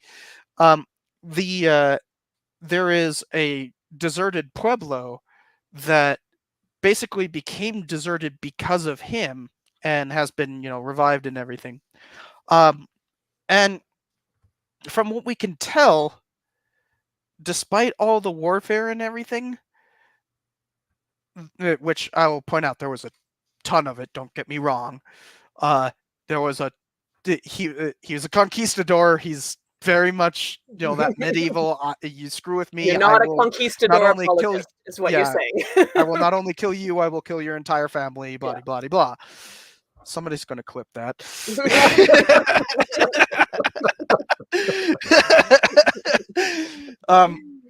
But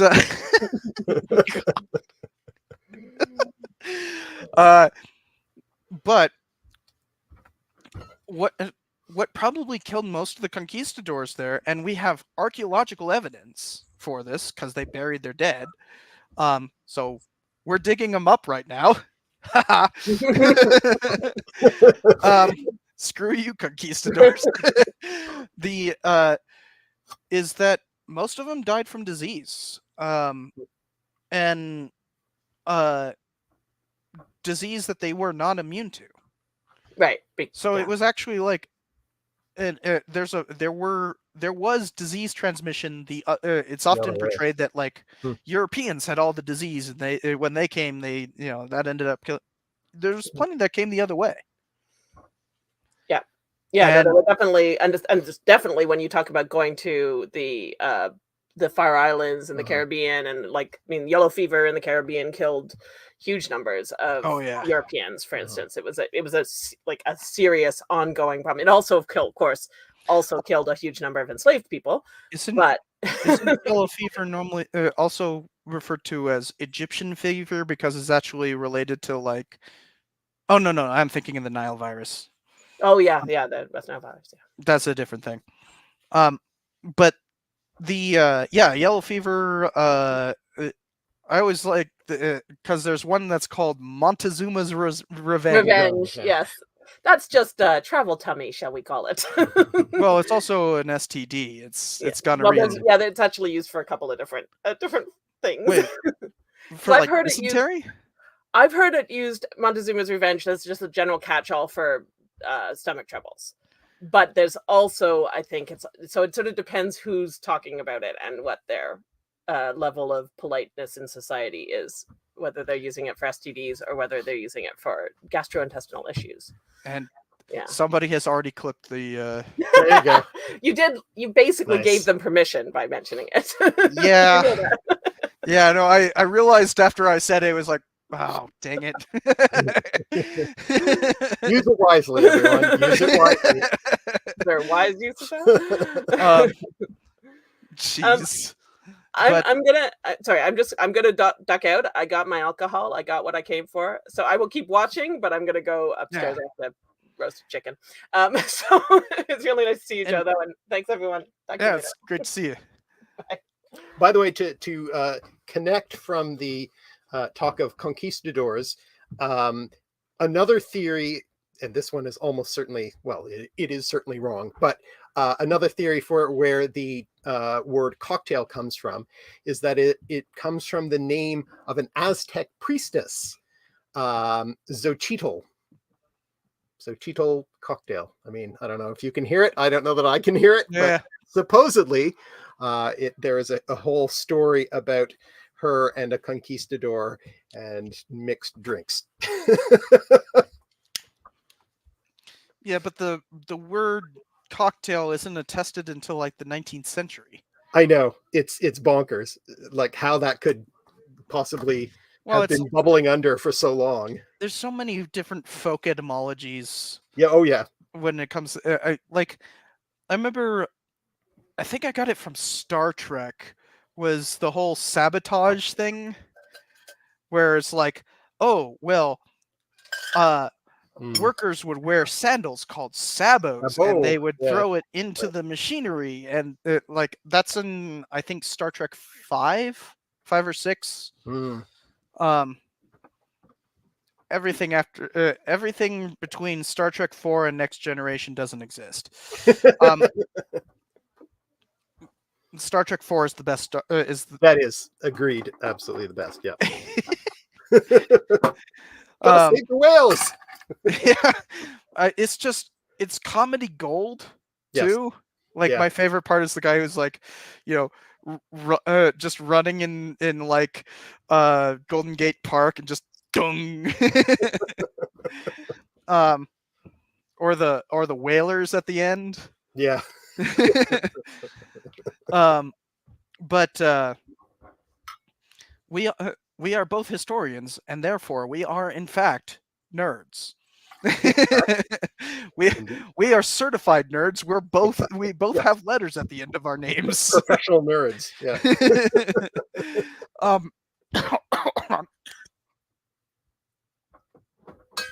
Sorry, I'm still have a cough. Though this has been surprisingly good at keeping my my nose clear. It's medicinal, of course. So So see, here's the Canadian Club. 100% rye. Oh, that's not the cheap stuff. That's not the cheap stuff. This is the 100% rye special version. I used to actually drink a lot of Canadian Club because you could get like the handle of it and it was plastic, so it was like ridiculously cheap. I mean, like a handle of it was like $10. But it was also like it's fine. It's not great. It's not great, but it's drinkable. But for $10, it's better than Jack Daniels. Yeah, that's for sure. And it's literally a quarter of the price. Because Jack Daniels is $20 a bottle in the regular, the 750 milliliter one. But in terms of etymology and not just cocktail, but Manhattan, there's other etymologies for Manhattan, right? For where the cocktail comes from, the cocktail name comes from, where the term, where the cocktail name comes from. Yeah, so there are general theories connecting it to other people or places in Manhattan. So there's one story about what was his name? A bartender named Black, no first name given, in a bar on Broadway near Houston Street, sometime in the 1860s. And Houston or Houston? So this is the thing. I originally pronounced it Houston, and a New Yorker corrected me. And this is a shibboleth, right? You can always tell someone who isn't from New York because they'll say Houston, but New Yorkers pronounce it Houston. And it is spelled. It's spelled like Houston. Okay, it's spelled like. I'm trying to pull up the map on it. Here we go. So it's spelled exactly like Houston, the city, but it's pronounced Houston Street. right down the street from the Museum of Ice Cream and a Wendy's. But doesn't look to be much of anything specific there now. A lot of modern buildings. Supposedly, that according to that theory, it was created for a Supreme Court justice named what was his name? Something odd. Traux, Traux. I don't know that one at all. Well, there doesn't seem to be any Supreme Court justice with that name. So that's one of the holes in this theory. So somewhere in this vicinity. Somewhere in that vicinity. Yeah. But it's just called Manhattan because it was in Manhattan? In Manhattan, yeah. Okay. But that's I like the more specific, it was the Manhattan Club, because we know a lot of cocktails were invented there. And it was really important place. So it seems quite likely to me. And it's also it's kind of a standard cocktail, right? Like not just in terms of it being a classic in terms of all of its history, but like the vermouth, bitters, and base is a very standard cocktail for other types. You got I'm trying to think if there's a rum one, but of course there's the martini. The martini. But the martini is related actually to a Manhattan, right? It is. So the earliest recipes for the martini, before it was even called the martini, it was just described as a possible variation on the Manhattan. Make a Manhattan, but instead of using whiskey, substitute in gin. And that's also a good cocktail. And that sort of gained popularity and eventually got its own name, martini.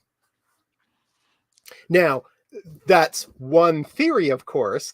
There are other possible origins for the martini. One is connecting it to a similar cocktail called the Martinez, which is not the same recipe. It has gin and vermouth, but also green chartreuse, I believe, if I'm remembering correctly. And there are a whole bunch of theories as to where the Martinez got its name, but the obvious one is connecting it to the place, Martinez, California. Which was important. There? Martinez, California was an important stop during the gold rush. So it was a waypoint, for gold rush miners to transport their goods out, and bring their goods in, and was also an important stop on the Pony Express. Yeah, that doesn't actually match the history. The Pony Express? It's not an important stop. It's not an important. It was an occasional stop when they missed the ferry, I think. They rerouted through there. So let me pull it up. I don't know how often it happened, but when you see the actual geography of it, you'll understand it's dead now. Because it's right near Stockton. Here we go.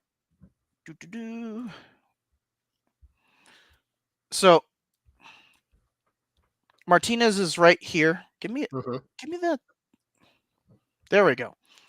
So you can see it's like halfway between Sacramento and San Francisco. When I say Stockton, Stockton is right there. Reason why it's called Stockton is that's like the end of all the little river, the delta right there.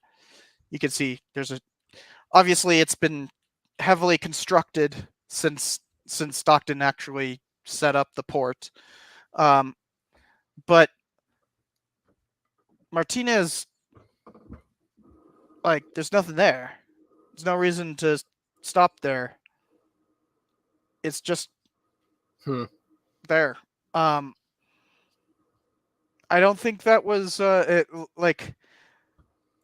don't think that was even a stop on the Pony Express. The Pony Express ended in San Jose. So, I mean, I guess you could technically say it ended in San Francisco, but that was actually a separate route. Yeah, right. Yeah, but at that point, they're not taking the horses necessarily. Yeah, and I wouldn't be surprised if Martinez didn't exist in the 1850s. I don't know that specific municipality's history or anything. It has a surprisingly long history. And I will say as a little teaser. So Cypher is going to be my fact checker on an upcoming video about the martini. And so we've already talked a little bit about this stuff. But he's going to catch these kinds of little errors of mine about the martini, and because there's this one big story that ties it specifically to the gold rush, the California gold rush of 1849. Now let's see. Here we go. Okay, so I'm looking at the at a quick thing. So 1848. That's just the beginning of the gold rush. Well, beginning of not statehood, but annexation. Annexation. And he was, so this guy Martinez, Ignacio Martinez.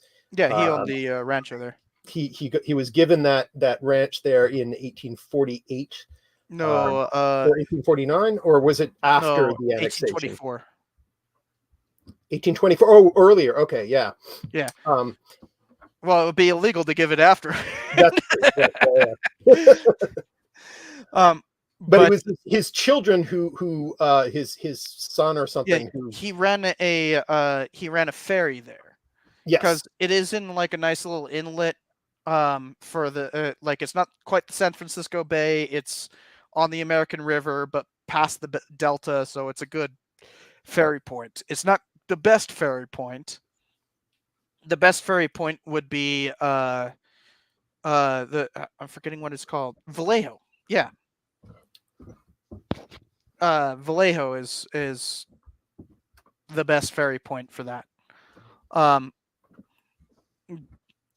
But thing about Vallejo is it's changed so much that they've actually like here. I'll show you the map. So here's Vallejo, California, right here. Martinez is over here, but you see, you have this. This is the American River right here. Goes into the American Sacramento River. They're the same thing.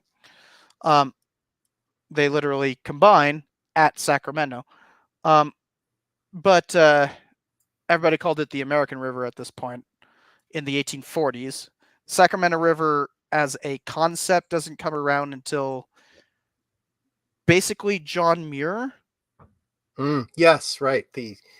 Was he a naturalist or something? Yeah, but he was very focused on like trying to designate different ecological areas. Mm-hmm. So like the Delta that's over here, which, mind you, looks very different from what it would have looked like in the 1870s when John Muir was there.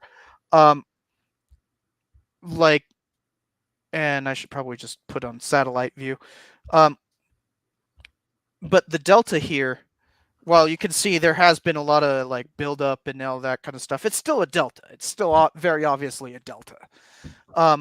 It used to be a lot more straightforward to Stockton. Like there used to be like a river that would go basically straight. But stuff has changed. And the same thing with Vallejo.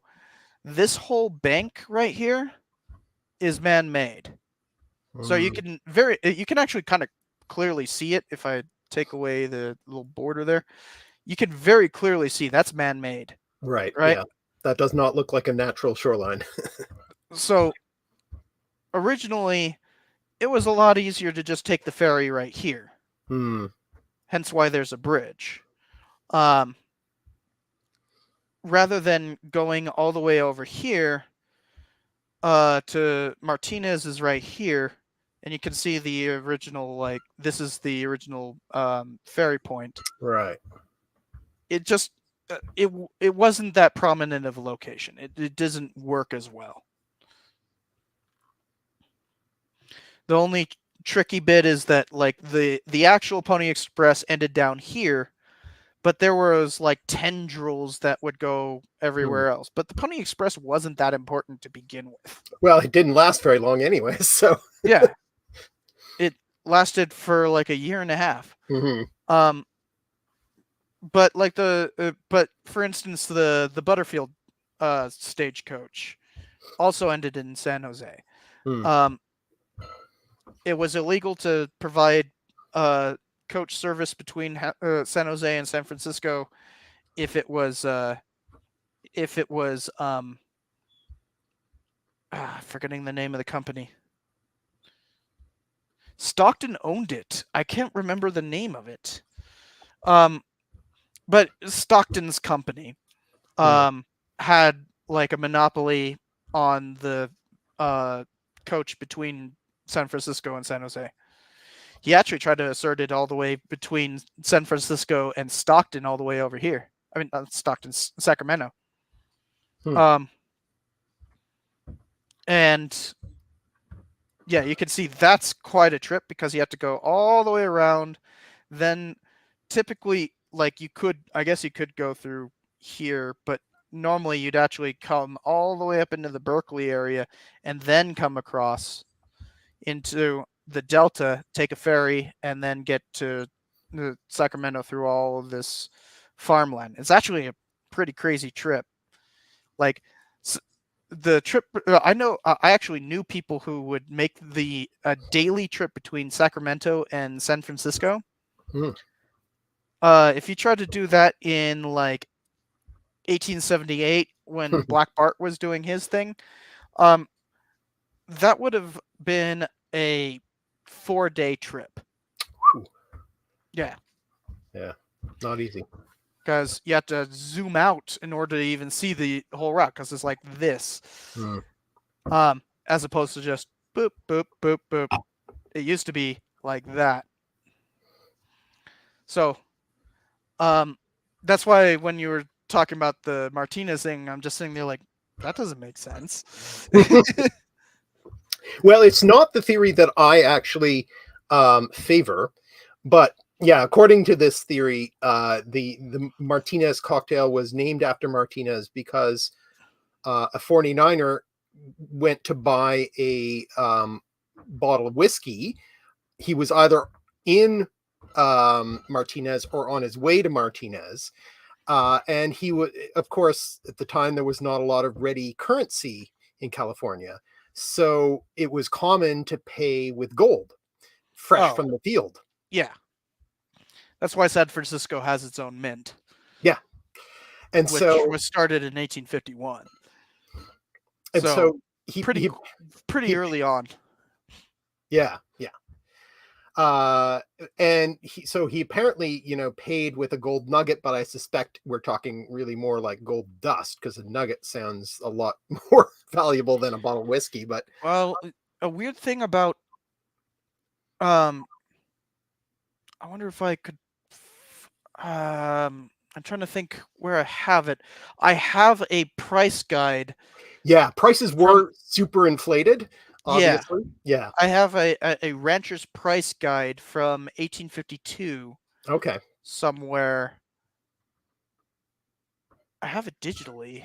I could show. I think it's in my master's files. Hold on. I might actually be able to just pull it up. That would be a good detail. Yeah. But in any case, he was paying in gold. And of course, shopkeepers always had scales to weigh the gold so you could figure out how much you're paying. And he was due change from his gold for the bottle of whiskey, and the shopkeeper invented a cocktail on the spot to give him his change rather than try and figure out some other way of giving him change. So he made him a cocktail, and that was the Martinez. Basically, he just threw some vermouth in some gin, and the drink was born. I guarantee you it's somewhere in this, but it's literally just here's all the newspapers. Right. Sorry. I could probably find it given enough searching, but it would take too much time. Yeah. But one of those has a price guide Hmm. for ranchers, specifically for people in the early 1850s who, right prior to collapse in prices in 1854, 55, that, and when I say collapse in prices, that didn't actually mean like, oh, they collapsed back to like normal prices. No, it was still very elevated. Yeah. But like an egg in like 1852, a singular egg was $2. Whew. Wow. That's Holy moly. high today. Yeah. Wow. Think about what that means for the 1850s.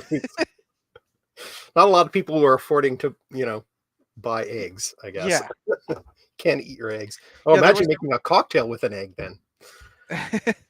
Yeah. It'd be incredibly overpriced. There was a gal in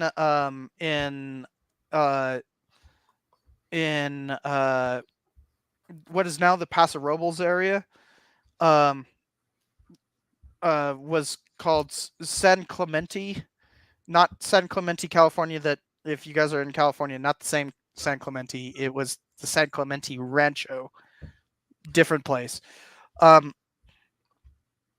But San Clemente Rancho, or what is now Paso Robles, had like a chicken farm that she was just making bank. I mean, she ended up being like the 6th most wealthy person in the county. Huh. A woman too, mind Right. you. Purely off of chicken farming. Wow. And she couldn't even transport it quickly enough. Like there's a thing in the 1870s of her complaint. She's still around in the 1870s when the newspaper comes around, and her complaining that like every road makes her break eggs. Right. And it's like she at this point she's like one of the biggest business people in the entirety of San Luis Obispo, and like it's just eggs. It's just eggs. Just eggs. Wow. You can see why there was such a big push to get a railroad in. Yeah. Well, it's also the whole connecting the continent thing. Connecting the continent, yeah. And having that all that gold that's being, produced in California and getting it to the East Coast. Oh yeah. Where all the financial institutions are. So it's not just because of the financial institutions, it's the power, of that gold. There's a reason why California never was a territory. There's a reason why California basically caused the Compromise of 1850, and did it on their own terms. Like, right. Up until that point, it was scandalous for a state to come into the Union with its own constitution unamended by Congress. And California's just like, what are you going to do about it? They're made of gold. Yeah. So California managed to come through the Compromise of 1850 with all of their goals intact. Right. Makes sense. I mean, it helps that you have the power of John C. Fremont and forgetting his name. The other senator from California. He was a Democrat and actually very pro slavery, but like anti-slavery in California. weird thing about the whole like slavery debate was you could have people who were like pro-slavery but But just not enough anti-slavery in in certain places. certain places. Yeah. Well, I mean, you can sort of understand how that works, economically. So, Except for California, absolutely had slavery at that point. hmm. um, everybody just kind of goes, we're not going to talk about the Indian slavery. Yeah. um, but there's this real interesting dynamic um, because of all that gold power Hmm. that, like, even in the Civil War, um, while California remained in the Union, there was a pretty big secessionist movement in California. Although I wouldn't, it's like one of the few secessionist movements where you can say, yeah, actually wasn't really about slavery. Hmm. Um, it was mostly just Southern Californians being annoyed with Northern California, which ha- not much has changed. Yeah, that continues to this day. I was gonna say. Yeah, but at that point, they had technically already formed a state, but it was waiting for ratification from the Congress in 1859. Uh, interestingly called Colorado. Yeah. Yeah, Huh. it had no borders in common with the current state of Colorado. That was Weird. formed. The current territory of Colorado, was formed in 1861, then rebordered in 1863. Huh. Um, and formed as a state in 1876. It's often called the Centennial State because, it's the centennial of the Union. Um, the but Originally the state of Colorado was going to be basically just Southern California from Monterey all the way down to San Diego. Hmm. And it had a better claim to the name Colorado because a a bigger part of the Colorado River was its border. So Hmm. yeah, very interesting thing that almost happened. And then some preacher named Thomas Starr King. Um, he used to be in the National Statuary Hall because Abraham Lincoln called him the preacher who saved the nation. Huh. Because I wouldn't say he's the only reason or anything, but how mythology works. Yeah. In the mythology of California, he's the one who saved California from seceding. Mm, Um, right. Okay. there's a lot of other factors, but he was very much a huge factor. And he didn't even survive the war. He ended up dying of like tuberculosis, I think, in Huh. 1863. Mm. Interesting thing, he was a trained Unitarian teacher, but was preaching as a Universalist. So he was a Unitarian Universalist a century before Unitarian Universalism existed. Ah, that's interesting. Yeah. Unitarians were always very, very progressive. Yeah.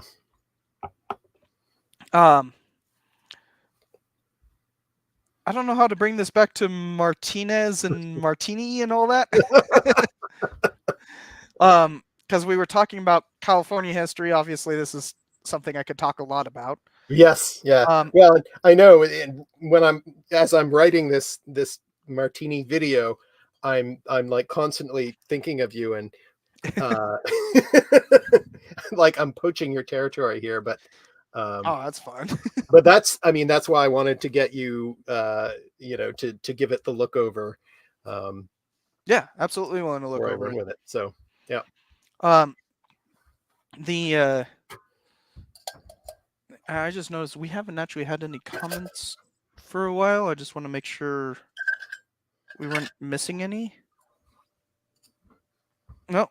Although I will point out, we did have a comment from History with Headlines, which is History and Headlines, Dr. Czar, Yes. Yeah. who is also a history tuber, whose favorite drink is the strawberry daiquiri. Strawberry daiquiri. Yeah. I will try not to judge. Maybe one day I will do a video on the. It does have an interesting etymology, so I will hold that particular fact for the moment. But and he's still watching. I'm trying not to judge the drink choice. Although daiquiri requires coconut, right? No, not coconut. So what's the one that requires? I hate coconuts. Okay. Well, what you don't want then is a pina colada. That's the one. Okay. Yeah. So a daiquiri is rum and lime, basically rum, lime, and that's it. Triple sec or curacao. I thought there was like isn't it like you make like you have like bananas and strawberries actually like blended in? Well, yeah. So a frozen daiquiri, you start with that base and then you add other fruit. Okay, so yeah, because I always thought of a daiquiri as kind of like a slushy. Yeah. So there's the regular daiquiri is just a short drink with just the liquor and the fruit juice, and then a frozen daiquiri, you take a regular daiquiri and you add fruit and ice and you make it into a kind of slushy sort of thing. All right. And it's a blended drink. As Hey Abbott says on Twitch, the daiquiri is pretty versatile. Yes. Yeah. Yeah. I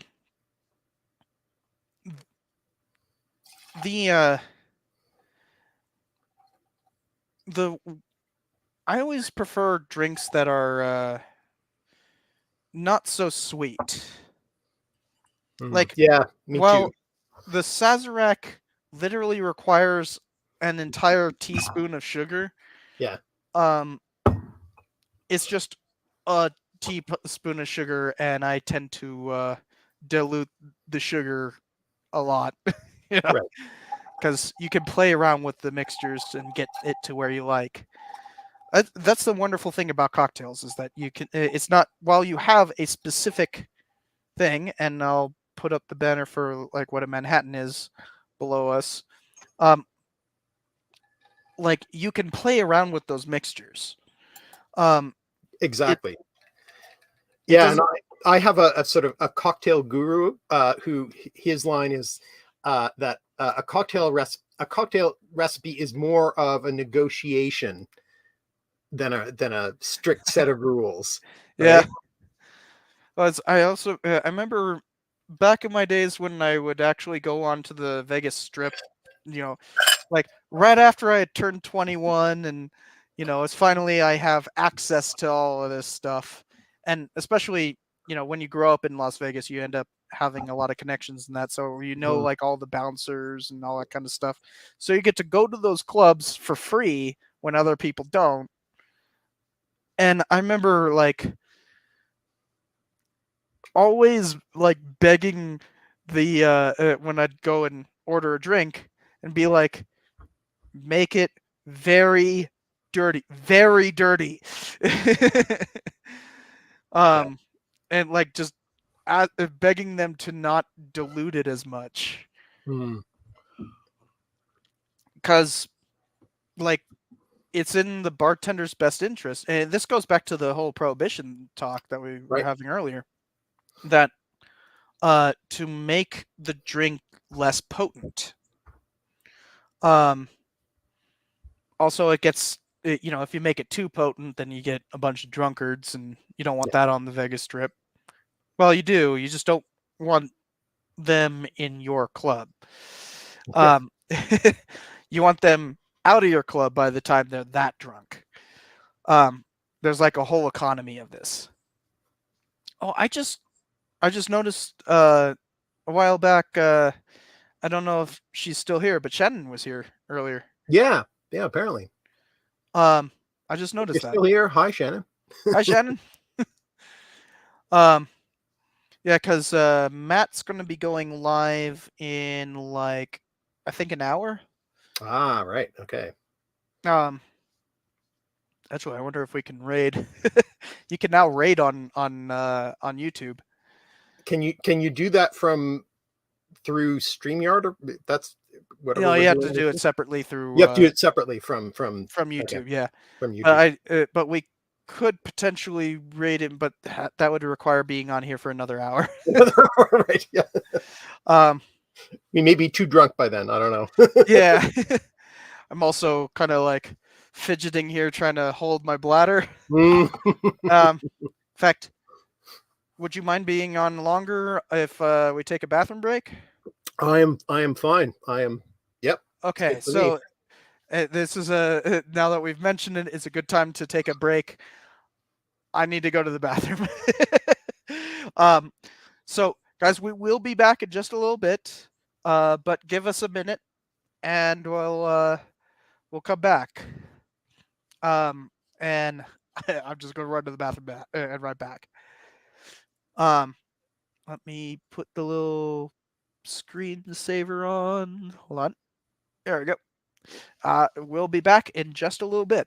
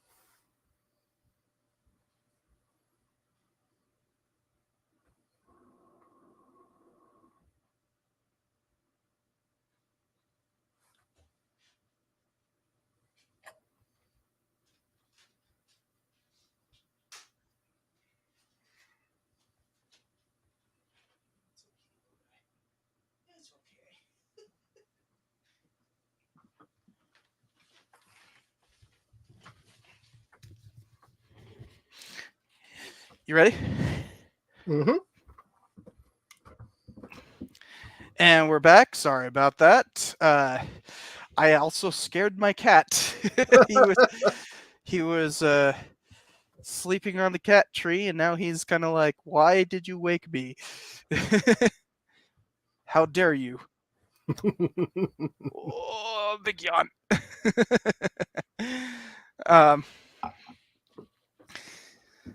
Cats are adorable. They are. I don't know if that mine will make an appearance. She's probably somewhere sleeping, but I don't know if I've ever seen your cat. she's a tuxedo. Yeah, Esther. Oh, Her name is. I used to have a tuxedo cat. His full name was Socrates, but really Socks. Socks. Yeah, right. Nice. What's you said Esther? Esther. Yeah. Not, it seems. So we got her as a rescue cat, and her name, it doesn't seem to be in any way connected with the biblical Esther. It's spelled Ester instead. Oh, you kept So- the original name. Yeah. And so we think she was possibly, because we're in Sudbury, which is it's got two things going for it. It's both a Not university related town. to the Massachusetts place. No. It's a university town, and it's a mining town. Well, it was originally a mining town. That's the reason it exists. It's the world's #1 producer of nickel. So, all You your guys have one of stainless those like steel. big old holes. Well, and the other thing is, it's famous for the Apollo moon landing people came here to practice because of the mining stripping the land bare of all vegetation. And so it was this, Oh, back at that time in the 60s, it was just barren rock everywhere.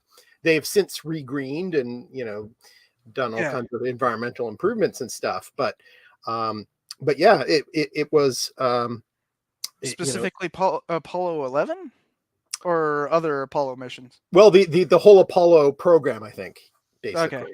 Yeah. Probably not Apollo 11 because basically they didn't know. One of the weird things about Apollo 11 is that there's all these like conspiracy theories about that.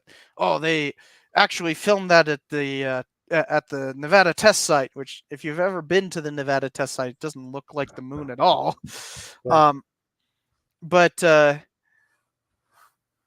it's a lot of the testing had to do a lot of the not testing training had to do with so Armstrong himself ended up almost breaking his back on on basically they had this weird thing where they were uh I forgot what it was called, but it was like a training thing for the lander. Hmm. But instead of obviously you couldn't use the same physics here on Earth as Yeah. for the moon. Mhm. But this thing was famously really dangerous. And he nearly broke his back on the thing. Hmm. On this like makeshift lander thing. Um, and that was in Texas. Okay. Although it was built in California, point out, California. When it comes to aerospace, California is the center of it. Always has been. Like literally always has been.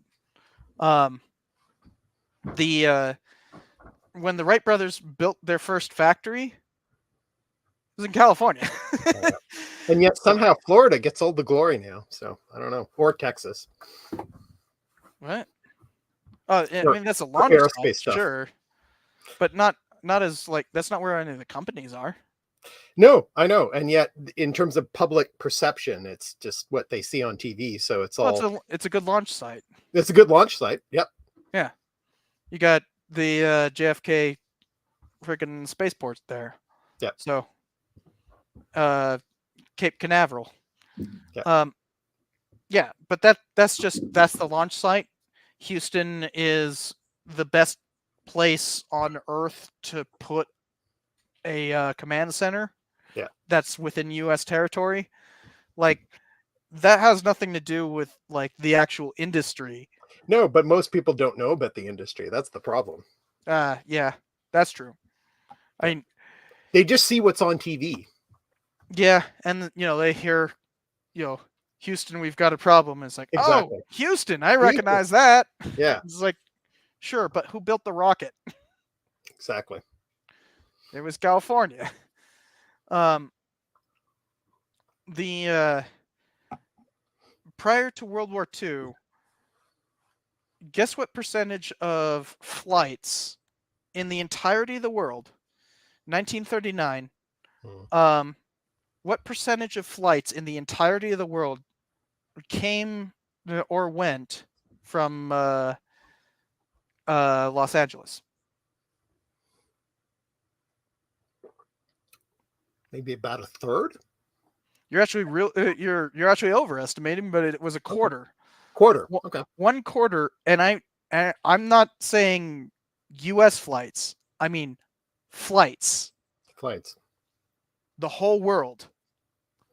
1/4 of the flights in the entirety of the world from throughout the 1920s and 30s came or went to Los Angeles. Yeah. California probably as a total was probably like a third, but very specifically Los Angeles. Yeah, because I mean it's a big savings on boat travel across the Pacific, so that makes sense. Well, it mostly had to do with weather. You know, Weather. Okay. Yeah. flights were just not a feasible means of transportation prior to World War II. Right. There So were some North airlines, Atlantic was more but of the 7 airlines that existed, 3 of them were literally California Airlines, hmm, and one of them was a British airline that specialized in California air that's travel. yeah, okay. Interesting. So, yeah. But obviously a lot of the cross-continental stuff, it's going to be, you know, where in the US are you going to go from the West Coast? The first And cross where on the East the Coast? It's going to be a number of places on the East Coast, but everything's going to well, LA. but the thing is, there just wasn't any kind of like airline travel like that. The first airline route between, which was between LA and, well, St. Louis, not New, you stopped in St. Louis and then you St. would Louis, go to New yeah. York. But between LA and New York, was after the war. After the war. Okay. Yeah.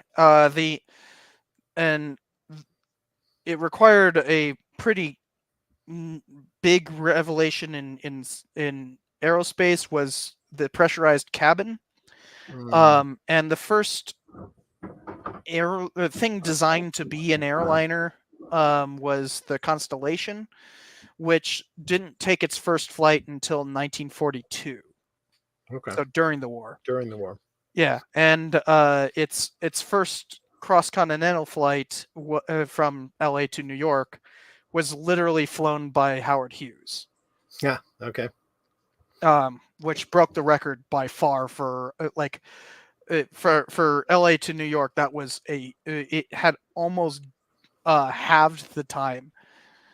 And yet the Hacienda flight would still beat that, and it was just a prop plane, a one-seater prop plane operated by 2 guys and refueled from the ground while flying. And that was like 1953. And that was still the speed record. And the first to actually go the whole distance without having to refuel from the ground. Because it was not technically refueling from the ground if you have a car on the highway refueling you as you're going. Wow. Yeah. That it's called the Hacienda flight. It was sponsored by the Hacienda Hotel in Las Vegas. And you can actually go and see the airplane hanging from McCarran Airport. If you go to McCarran Airport, I will not call it what it's now called, but McCarran Airport has the actual plane just sitting there above baggage claim. My dad was the one who got it hung up there and everything. Oh. Is there footage of that actually happening? Oh yeah, somewhere? I'd love to see that. It took like a week. Amazing. And they were literally like pooping out the side. So like, you know, wow. They you know, it was a whole week, but Right. at that point that was the record. Yeah, well, I can imagine.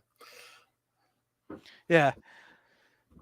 Like we tend to think that like as soon as a innovation happens, it just instantly gets implemented. Right. But like while we were doing these like, you know, flying from Hawaii to Japan and back in World War II, nobody was doing these things in the US. So it took a while for it to be implemented in the US, even though we've been doing like the bigger version elsewhere. Right. Because, you know, war. Yeah. War has a way of changing things, and I'm using this as a transition. That it has a way of affecting all parts of life, and that certainly happened with the Manhattan. With the Manhattan. So World War One, we implement the Emergency Prohibition Act. Then, 1919, we pass Prohibition, the 18th Amendment, the worst amendment. The Volstead Act. The Volstead Act was passed later on that year. Interestingly, good on Woodrow Wilson. He vetoed it. Is that the one thing you will compliment Wilson on? You know why he vetoed it, though? Why? He said that the provisions of the Emergency Prohibition Act were... Because the Emergency Prohibition Act basically was the Volstead Act prior to the amendment.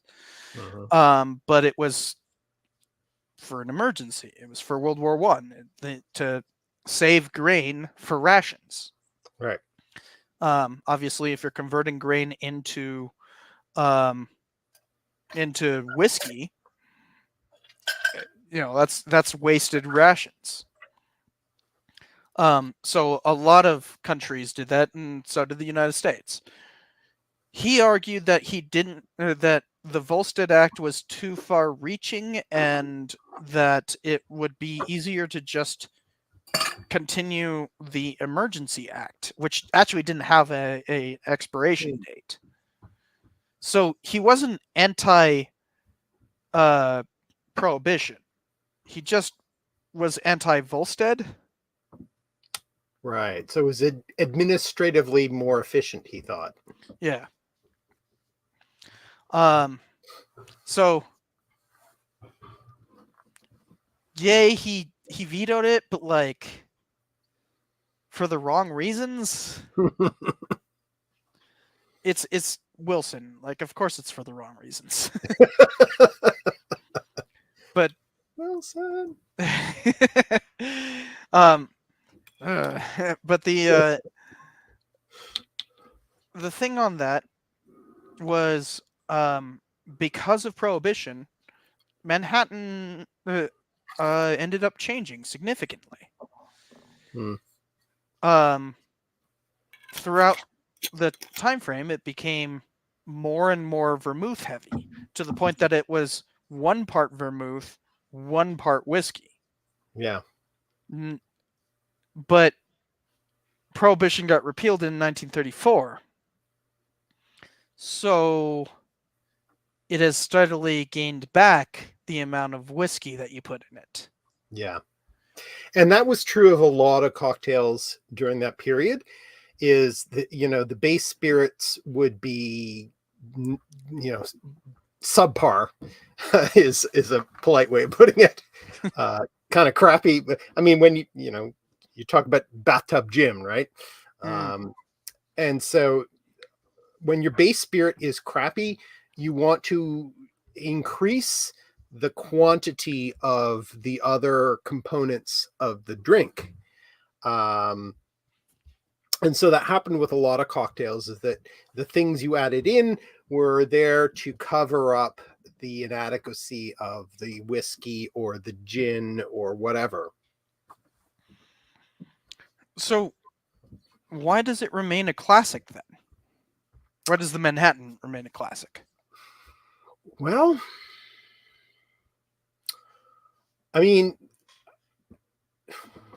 because it certainly got it turned like, especially during Prohibition, it turned into a really mediocre. If you ever, I mean, you've had vermouth by itself. Like, when it's that diluted, it's not good, right? So how did it survive? One of the interesting things, so here's a bit of a little interesting fact about vermouth, is that all vermouth is actually made from white wine, essentially. Sweet vermouth is made from white wine? From white wine. So the color is added. They add a caramel. It's caramel. It's the color from making sort of caramel. It doesn't affect the flavor at all. It's sweet, but it doesn't need to be the color it is. That's purely an aesthetic thing. And so So this is food coloring that they've It's food added. coloring. It's food coloring. And a theory that I've heard from David Wondrich, who is one of the top cocktail historians, is that it may have been added so that you can hide the fact that you're adulterating your whiskey with more vermouth, and that you're doing like a 50-50 split between the vermouth and the whiskey. Because if you were using a light colored vermouth, you could tell you'd see it. It was too light colored. So they added the food coloring to the vermouth so that you could no longer tell that it was, the proportions were off. And that's the color of just straight vermouth, at least the stuff that I'm using. And it's not red at all. It's nowhere close to wine. That's like amaretto. Yeah. So that's entirely a food coloring thing. It's for the kind of food coloring you get from the caramelization process. It's that sort of burnt sugar coloring. It doesn't affect the flavor at all. It is purely added for the color aesthetic of it. Yeah, well, I mean, there's a lot of studies proving that color does affect flavor. Perceived flavor. Perceived flavor. Yeah, absolutely. Because I mean, you've seen those studies where people are like literally given white wine that's dyed red, and they can't tell the difference. Yep. So I'm just going to try it just straight vermouth. I don't think I've had this since I took that spirits class.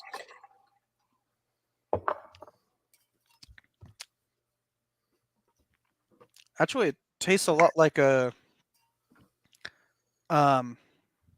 dessert wine.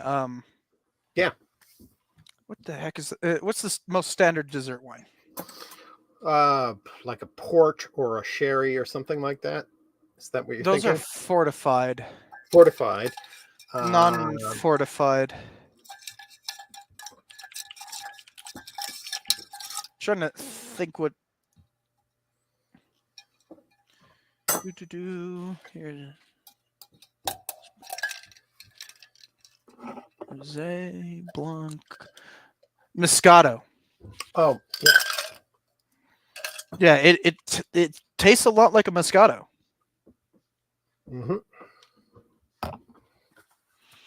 And yeah, that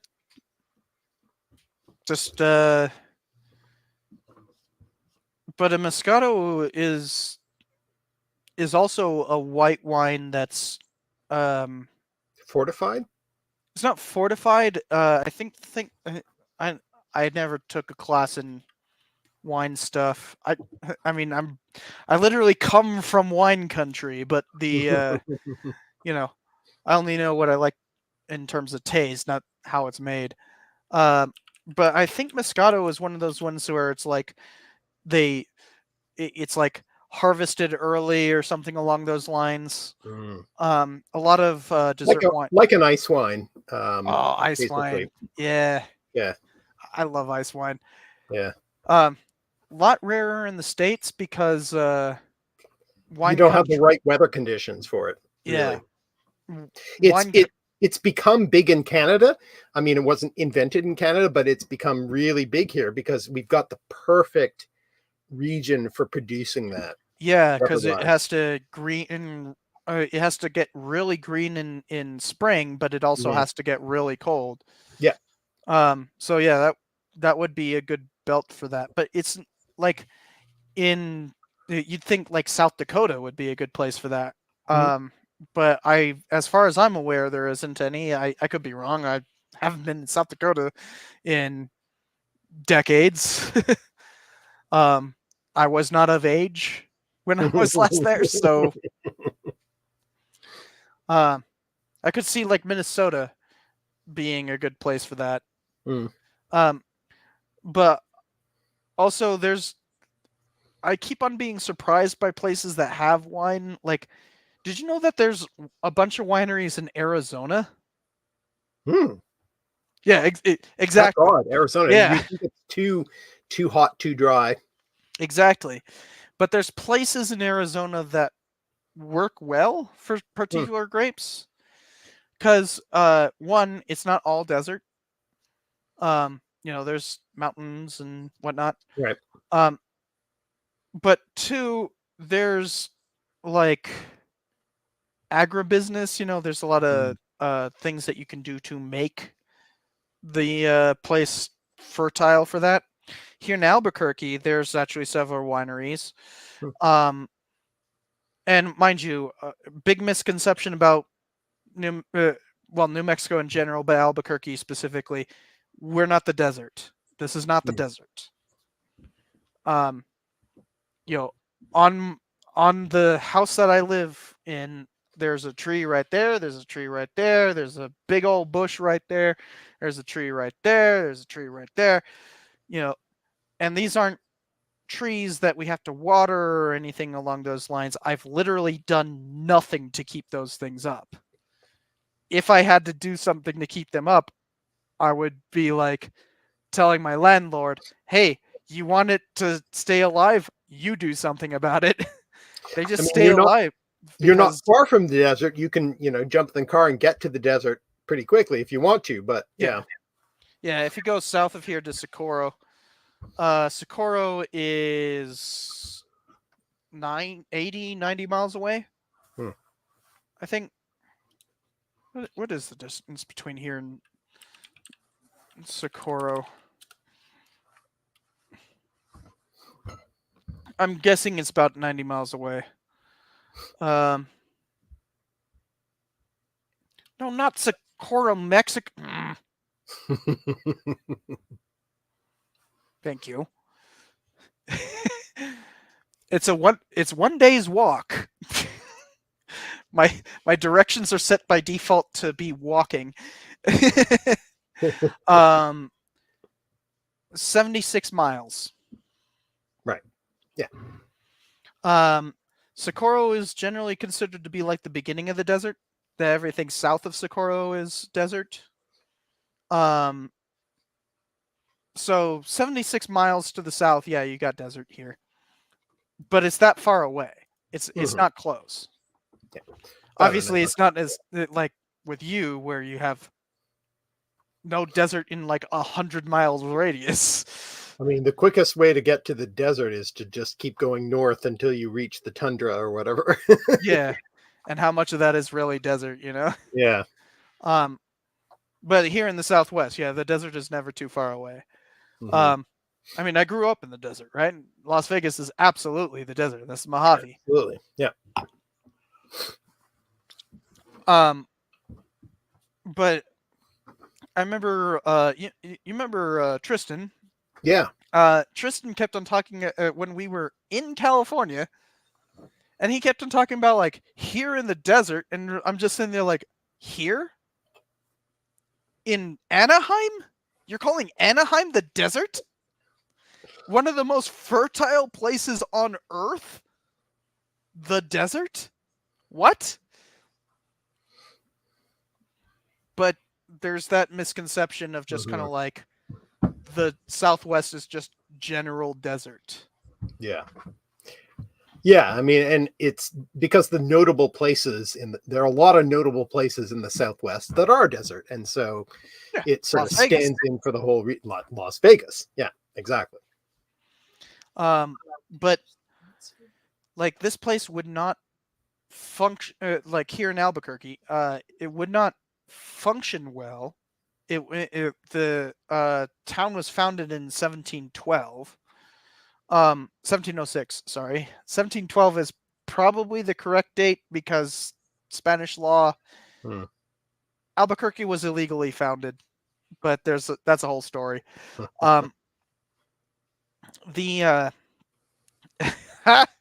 Ooh, somebody just Erho pointed out this is a big sticking point for Burqueños. Or really just New Mexicans in general. Here they are very, very proud of their the Hatch chilies. All right. Like there's a standard question to prove what the shibboleth. Mm, How you answer it. You say red or green. That's it. That's the question. But you're supposed to know what that means. I don't know what that means, but I would probably answer yes. Well, see, the if you're trying to say both, that would be the answer for both is Christmas. Okay. And it's referring to which peppers do you want? Right. Red or green? Red or green. Specifically Hatch peppers. Right. But Anaheim peppers, as in Anaheim, California, Mm-hmm. are a variant of Hatch peppers. Okay. I will point out that Hatch is the name of a town that was founded by a colonel in the U.S. military who was very proud of massacring Apaches. Ooh. So, it's one of those things of like, do you really want to hold that name as like the like we're better than Anaheim? It's like, no, Anaheim himself was just a rancher. Like, yeah, he probably participated in a lynching, but Hatch participated in multiple. Also, the lynching that Anaheim participated in, my great-great-grandpa also participated in. So, woohoo! Orange County, California. Everybody lynched people. And if you didn't, you got lynched. Soon, okay. Are you guys setting up for dinner? Oh, did that? Yeah. Sorry, that was me poking my head in to say we are going to have dinner soon. Doesn't have to be immediately. I just wanted to like put everything's pretty much ready. Okay. So, but it doesn't have to be now. The chicken's ready. That's all I'm saying. Let's try to wrap it up in about 20 minutes then. Yeah, that sounds good. Sounds good. Because we just passed 3 hours. And generally like 3 hours is about where, and I think we've actually managed to get every question. Have we covered all our talking points? And are there any other questions in the So chat? we're still on the how has it survived? How has the drink survived as a classic drink? And we talked a little bit about like World War II and the end of Prohibition and everything. But in terms of how it ended up becoming kind of like, it's almost like you have martinis and you have Manhattans. Like, choose. Yeah. And how did it become that? I mean, I think so. During the period of the the 70s and 80s, cocktails took a huge hit, and famously there's the Jimmy Carter tirade against the 3 martini lunch or whatever. Oh yes. And yeah. Although you can point out there is some nepotism there. Yeah. With the whole Jimmy beer, not Jimmy Yes. beer, a Billy beer. Yeah. Billy beer. Yeah. Like, genuinely, Hunter Biden is the Billy Carter of today. That's a good analogy. I like that. Like, Congress absolutely hates him. Yeah. And he has all these weird foreign relationships, and he's constantly trying to promote his own product. And I'm talking about a guy who was famous 40 years ago before Hunter Biden was alive. It's kind of the same thing, right? Yeah. So, I mean, as I say, the mixed drinks, cocktails have taken huge hit during the 80s and the 70s and 80s. They were definitely seen as like elitist. Elitist and old-fashioned and uncool. But there have been sort of cocktail revivals. There was this sort of a cocktail renaissance in the mid 90s, and again in the sort of mid first decade of the 2000s. The sort of craft cocktail revolution, it's sometimes called. And they've been rediscovering a lot of these kind of old cocktails, especially the kind of ones that were big around Prohibition. And so I think the Manhattan has had a renewed interest because of that. Because I've always seen Manhattans as just kind of like the whiskey version of a martini. Yeah. Even though it's quite we talked about this earlier, is that it's quite probable that martinis are derived from Manhattans, not the other way around. Not the other way around, yeah.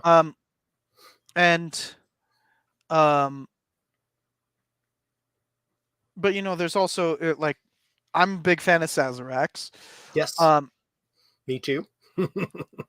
Well, it's always one of those ones where it's a real test for the bartender. Yeah.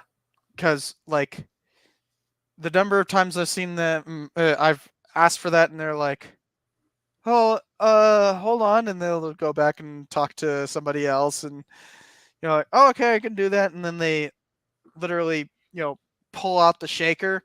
It's like, "You're doing it wrong already." No. Yeah. Just like, go to New Orleans. Yeah, that's where you get the yeah. properly Well, I mean, made. that's where it starts. Yeah. But there's a history to all these things. Mm-hmm. When it comes to the Manhattan, though, it's always been kind of one of those default drinks that you can always order. Mm-hmm. I mean, yeah, you're gonna get it in like a girly glass with the freaking fancy shape and all that kind of stuff. I literally only have it in this glass because my other one of these was wouldn't. I have a mini fridge right here, so like I couldn't fit another one of these glasses in the mini fridge, so that's why I have the second one in this. That's literally the only reason. But I know people who would literally order a Manhattan and say, put it in a rocks glass. Because, this is considered girly. Mm-hmm. But to me, that's, I don't know the history on this, but it seems like a 80s thing. Yeah, it is. It absolutely is. It's a sort of 70s, 80s thing of, and it's the same with the martini, right? Is like a martini on the rocks became a thing, which was not at all traditional. No. And it's the same with the Manhattan. Having your Manhattan on the rocks, that's not the way it was originally intended, but it became a thing. And for those who don't know, on the rocks means like with ice in the. I mean, hell, I have some ice right here. Hold on. On the rocks, I have just made my Manhattan on the rocks. See, I put a thing of ice in there. And so that became really popular in the sort of 60s, 70s, 80s. To do both your Manhattans and your martinis that way. But we're now sort of coming into a new era of craft cocktail making, where we're making these cocktails according to the earlier aesthetic of it, and having your cocktail up, not on the ice, not on the rocks or on ice. Up meaning stemware. In a stem, yeah. So in a glass. Stemware. So this is a Nick and Nora, glass, called a Nicanora glass because of the Thin Man movies. If any of you have seen any of the Thin Man movies, based on the novel The Thin Man by Dashiell Hammett.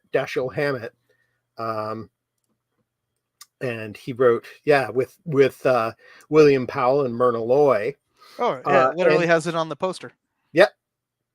And so they were in those movies, they were like constantly drinking various cocktails, but most importantly, the martini. And they would drink them in glasses with this shape. 1934. So just after, May 25th, 1934. So literally just a few days after the Best Amendment, 21st Amendment. Yep. The 21st Amendment, by the way, is like February 5th, something like that. So just a few weeks after the 21st Amendment, which repealed the 18th Amendment. Yeah. And so this like hugely popularized the cocktail culture. And so for the rest of the 30s and into the 40s, cocktails were like the sort of classy thing to do. And one of the drinks they had was the martini, but also other cocktails were, and it was also really connected with the noir films, detective films. Like if you think of Bogart, any film that Bogart is in, he's having some kind of, cocktail of that era, right? Martini. I hope he wasn't having any cocktails in the African Queen. Yeah, I don't know that, that wouldn't end up too well for him. But yeah, even in Sierra Madre, he actually is drinking cocktails, and like he's supposed to be going crazy in that. Obviously, I do really like me a Bogart film. Oh yeah, me too. My favorite films. I've actually never actually watched Maltese Falcon. Oh, you should. It's kind of like his breakout hit. Yeah.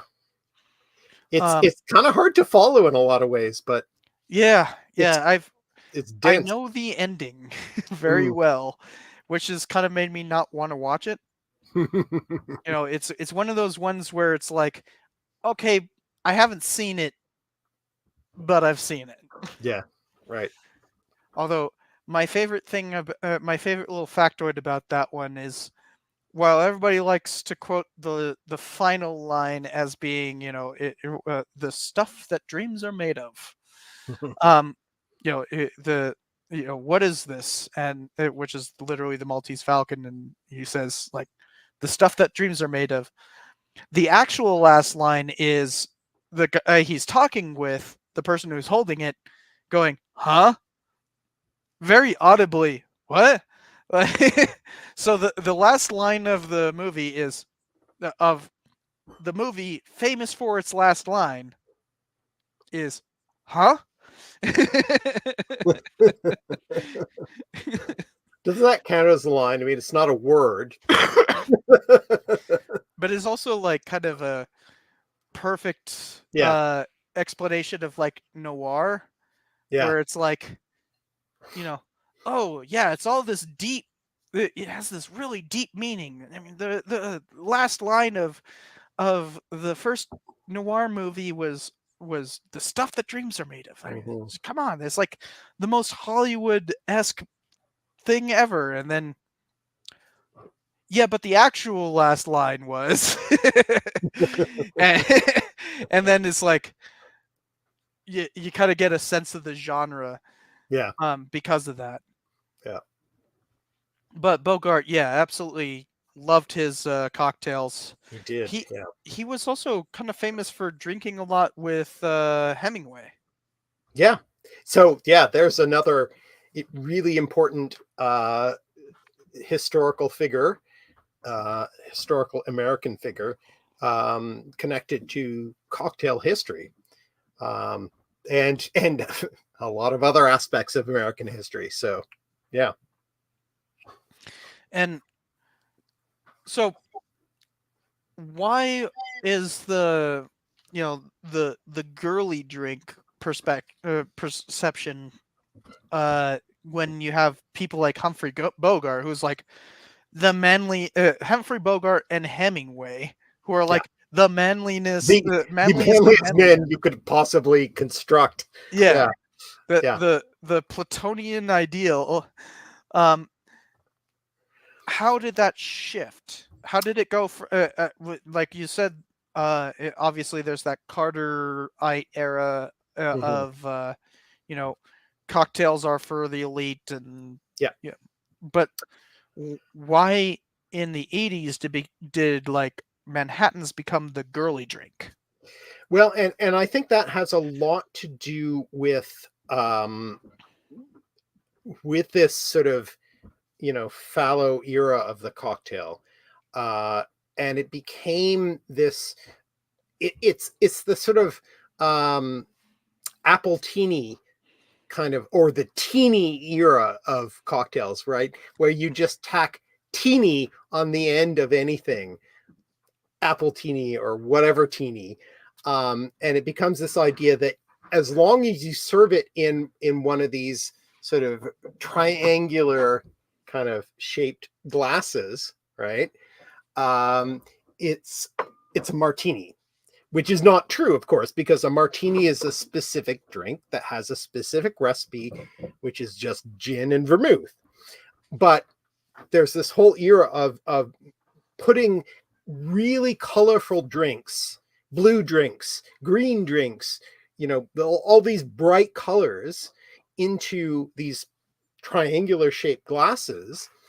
Um, and it becomes associated with this, the idea that it's the sort of girly drink, as you say, right? These colorful, very sweet drinks where you can't taste the alcohol at all because there's so much sweet stuff in it. And it's a real departure from the classic cocktail era sort of recipes. And it's described by, cocktail aficionados as these dark years where, Mm. the real classic cocktails became non-existent. People didn't make them anymore. You couldn't get one, right? There were a few holdouts like the martini and the Manhattan that you could still get, but they were probably pulling out their Mr. Bostons and figuring out how to make them. Yeah. Um, Well, but especially if they're having to pull that out to make a freaking to make a Manhattan, because like yeah, Manhattan's like there's two cocktails that you bet that like for sure you better be able to like instantly do without any looking up whatsoever, and that's mhm, martinis and Manhattans. yeah. Um, as I actually did serve as a bartender for like 2 weeks, if that counts as anything. But mostly it was like, I liked making the original inspiration for this episode comes from literally I had a bar like how nowhere close to as good as what you got. Nowhere close. I just was like, had the cutout on the kitchen Right. kind of thing, and then just like we got whatever we could, and the fridge was. I have pictures somewhere of. I don't want to pull them up because it'll take time, but I have pictures of just like our refrigerator was basically just beer, schnapps, and freaking like cordials that had to be, refrigerated. Like the entire refrigerator was Yeah. that. Well, I mean, we started off with a big wicker basket and we put, all the bottles in there so that they Yeah, weren't out on the counter or whatever. yeah, you Maintain got a some kind nice of setup sense of, yeah. because and as just another promo for your channel, which once again, everyone who doesn't know and hasn't heard this already, there linked in the description is alliterative. Mark is alliterative. Avon is too. And uh, they they've done multiple episodes on drink history. Mm-hmm. And specifically like the etymology of it, how it connects to all these different terms. Really do go check them out. Absolutely subscribe if you haven't already. And like the only time I've ever seen you guys in the bar area is because of those episodes. Yeah. The only reason why I knew that you had like a really nice bar was because of those. And oh, thank you, Punksai. Okay. Oh yeah, thank you. Right here. There you go. You can click on Punksai's comment or in the description below. So to try to conclude this, so you can get to dinner. Let me close the banner.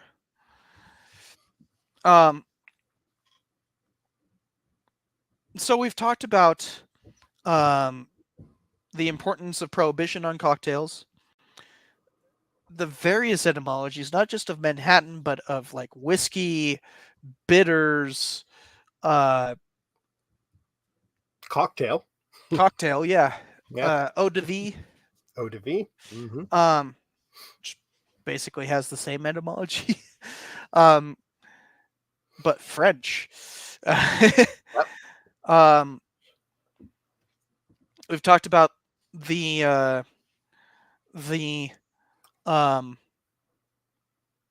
history of Manhattan's, not just its origins, but like how it's transformed over time. And we talked about a lot of random other things, which I hope is real fun to listen to, because I'm certainly having a lot of fun.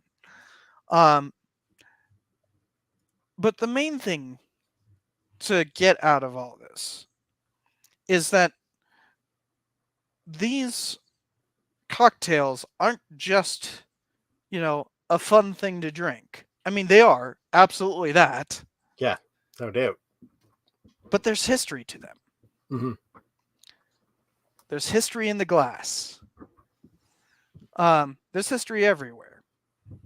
And how you choose to draw that creates a whole new world of meaning for you.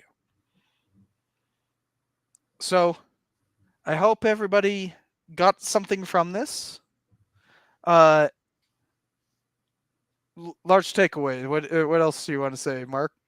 Well, I think you're right. Is that, we can, like 100 years ago, someone was holding a glass just like this, drinking the same thing that you're drinking now, and are engaged with the world that they live in. And what they have in their glass is a product of the world that they're living in. And so it's a real connection between now and then. Yeah. I mean, something we didn't talk too much about is the actual like material reality of a lot of this. I mean, we talked about like what the requirements, the like legal requirements to make this stuff. But why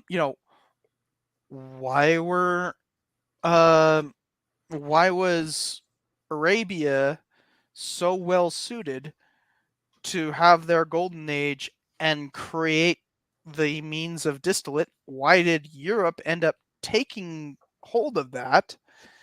Why did this particular mixture of very specific, like it requires vineyards in Italy and the Great Plains of America to and make some this notion drink. of health aids and medicines. Yeah, and not just material reality. There's the intellectual history behind it. There's a whole lot of history to all this. And there's more than what we can talk about just here. But I will point out, Mark absolutely goes into a lot more of it in his episode on the subject. So do really go check out his channel. Tell me in the comments what you guys think of this. I've had a lot of fun. It's drinks with friends. And if you Maybe enjoy seeing us, get drunk on air, I mean, there could be more of that. yeah. And there's a lot more cocktails to go over. And if they don't involve whiskey or vermouth, we might be able to get Avon in here. That's right. But also, maybe shout out people you'd like to see in here. Who there are history tubers who are teetotalers. Don't judge them for that. They're wrong, but don't judge them for that. Everyone does what's right for them, and that's okay.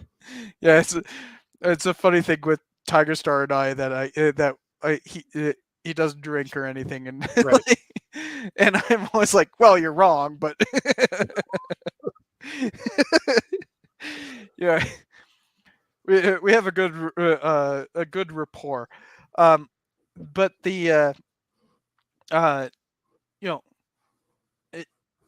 love to have more people in here, but especially Mark, I want to have you more often on here because so Cypher and I are like really good friends, and this is like when we hang out in person. Yeah, it's like this. So we totally want to hang out online and let you witness us getting drunk. I wish I could afford to just like go up there. God, like just going to going home for the winter for the holidays, like the cheapest flight I can get that's a good flight between here and Vegas, which isn't that much of a flight, is $160. Like, yeah, it's not cheap. Let alone going to Sudbury, which there's nothing there. There's nothing here. There's lakes. We're going to move to Ottawa, which is a little more of a reasonable place to live, and maybe that's possible. So we'll see. It's a good place to raise kids, though. That's true. Because small towns are great places to raise kids. The big city, don't get me wrong, like big city's great. Yeah. But I live in a place where I literally carry a freaking blade on my backpack woven into my backpack specifically to stab people. Like that's not a place I want to bring kids into the world. I mean, I have a knife in my pocket at all times, but it's not for that purpose. It's a Swiss Army knife. That's a hell of a Swiss Army knife. Holy, that's like way bigger than mine. Oh yeah, it's got everything. Corkscrew. Wait, you got the corkscrew one. Okay. Corkscrew. I got the Phillips head kind. Yeah. Scissors, but there's a saw somewhere. Where's the saw? I have a Gerber over here, but this just lives next to my computer. The standard Gerber kind of thing. But like what I always carry in my back. Although last time you saw me, I didn't actually have my my pocket knife on me because yeah. Well, it's also Boston, and like Boston is one of those kinds of liberal towns that like you go to a museum and they have metal detectors, Oh yeah. It's like, how dare you carry your pocket knife? It's a pocket knife. It goes in your pocket. That's the name. Yeah. But like, they don't have Boy Scouts there. They don't believe in being prepared or anything.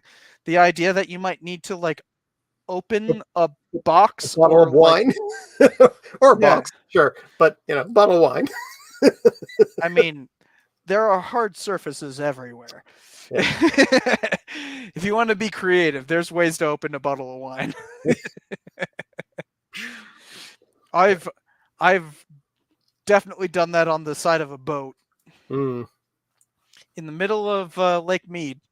just Yeah. like, well, it was champagne actually. It wasn't just wine. It was champagne. Yeah, well, you And could do the whole saber thing, and no, we didn't have like everybody's going like, wait, we don't have a, because this was a really cheap bottle of champagne.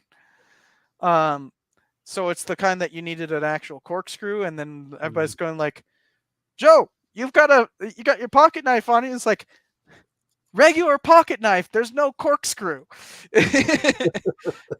Like I carry the utilitarian version. But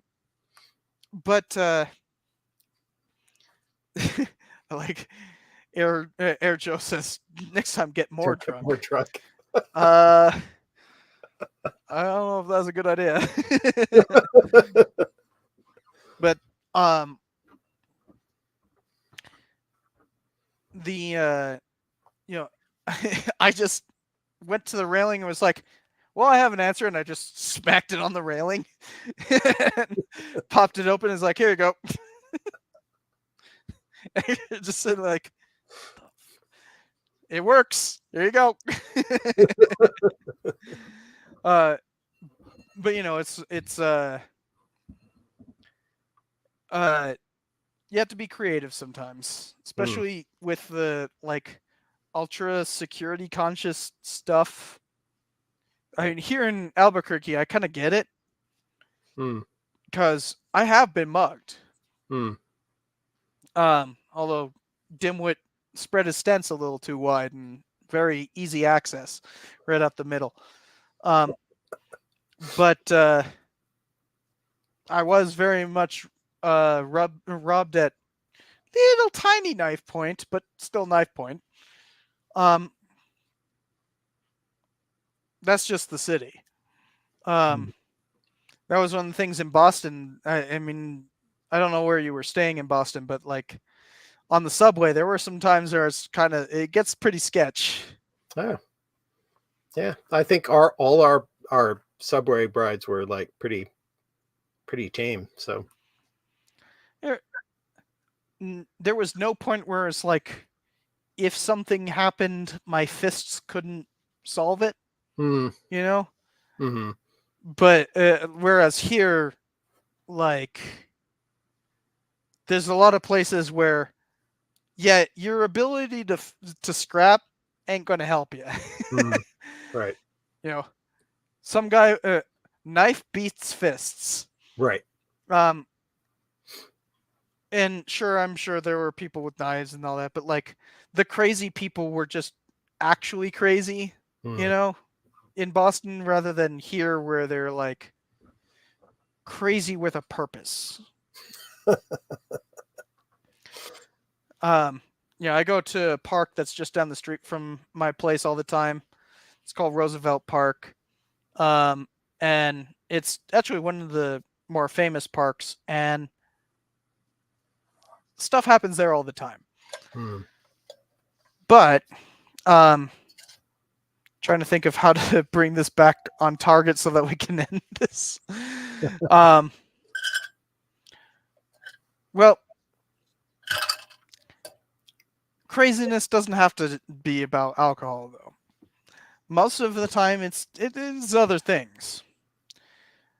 When we're doing these kinds of cocktails and that, they're a lot more refined. They have more to do with, knowing what you're talking about. And there's a reason to know the history surrounding these things. Not just because you like the drink, because you know more about the drink then. And you have a reason to drink it. So I'll end by the cherries. Have you not eaten yours? I've already eaten mine. Oh, you just drink them down, huh? Yeah. Oh, I always save the cherries as like a special thing. I'll grab another one. Hold on. There we go. I'm holding. There it is. Oh, wait, that's one of the fancy cherries. It's fancy cherry. Yep. So to finish this, there is a history to these drinks. There is a tradition. And that tradition isn't bad. I very much like the idea of defacing tradition. That's kind of a main point of cynicism. But deface the bad tradition. Deface tradition that's neutral, that doesn't have any meaning. This has meaning, and it ain't bad. It's fun. We've covered everything from medieval frickin' apothecary and alchemy all the way to Carter opinions on cocktails. There's a lot of history here. So, cheers, and let's eat the garnish. I hope everybody had fun. Tell me what you think in the comments, what we can do differently, what we can improve, what other cocktails we might do, who we might bring on. And those are very alcoholic. And do not forget to go subscribe to Mark's channel and learn a lot more about this and how it's interconnected to so much of our language. Our language is a tapestry, an endless knot. So be sure to check that out. I hope you all had fun, and I hope to see you in the next one. Bye-bye, y'all. Bye, everyone.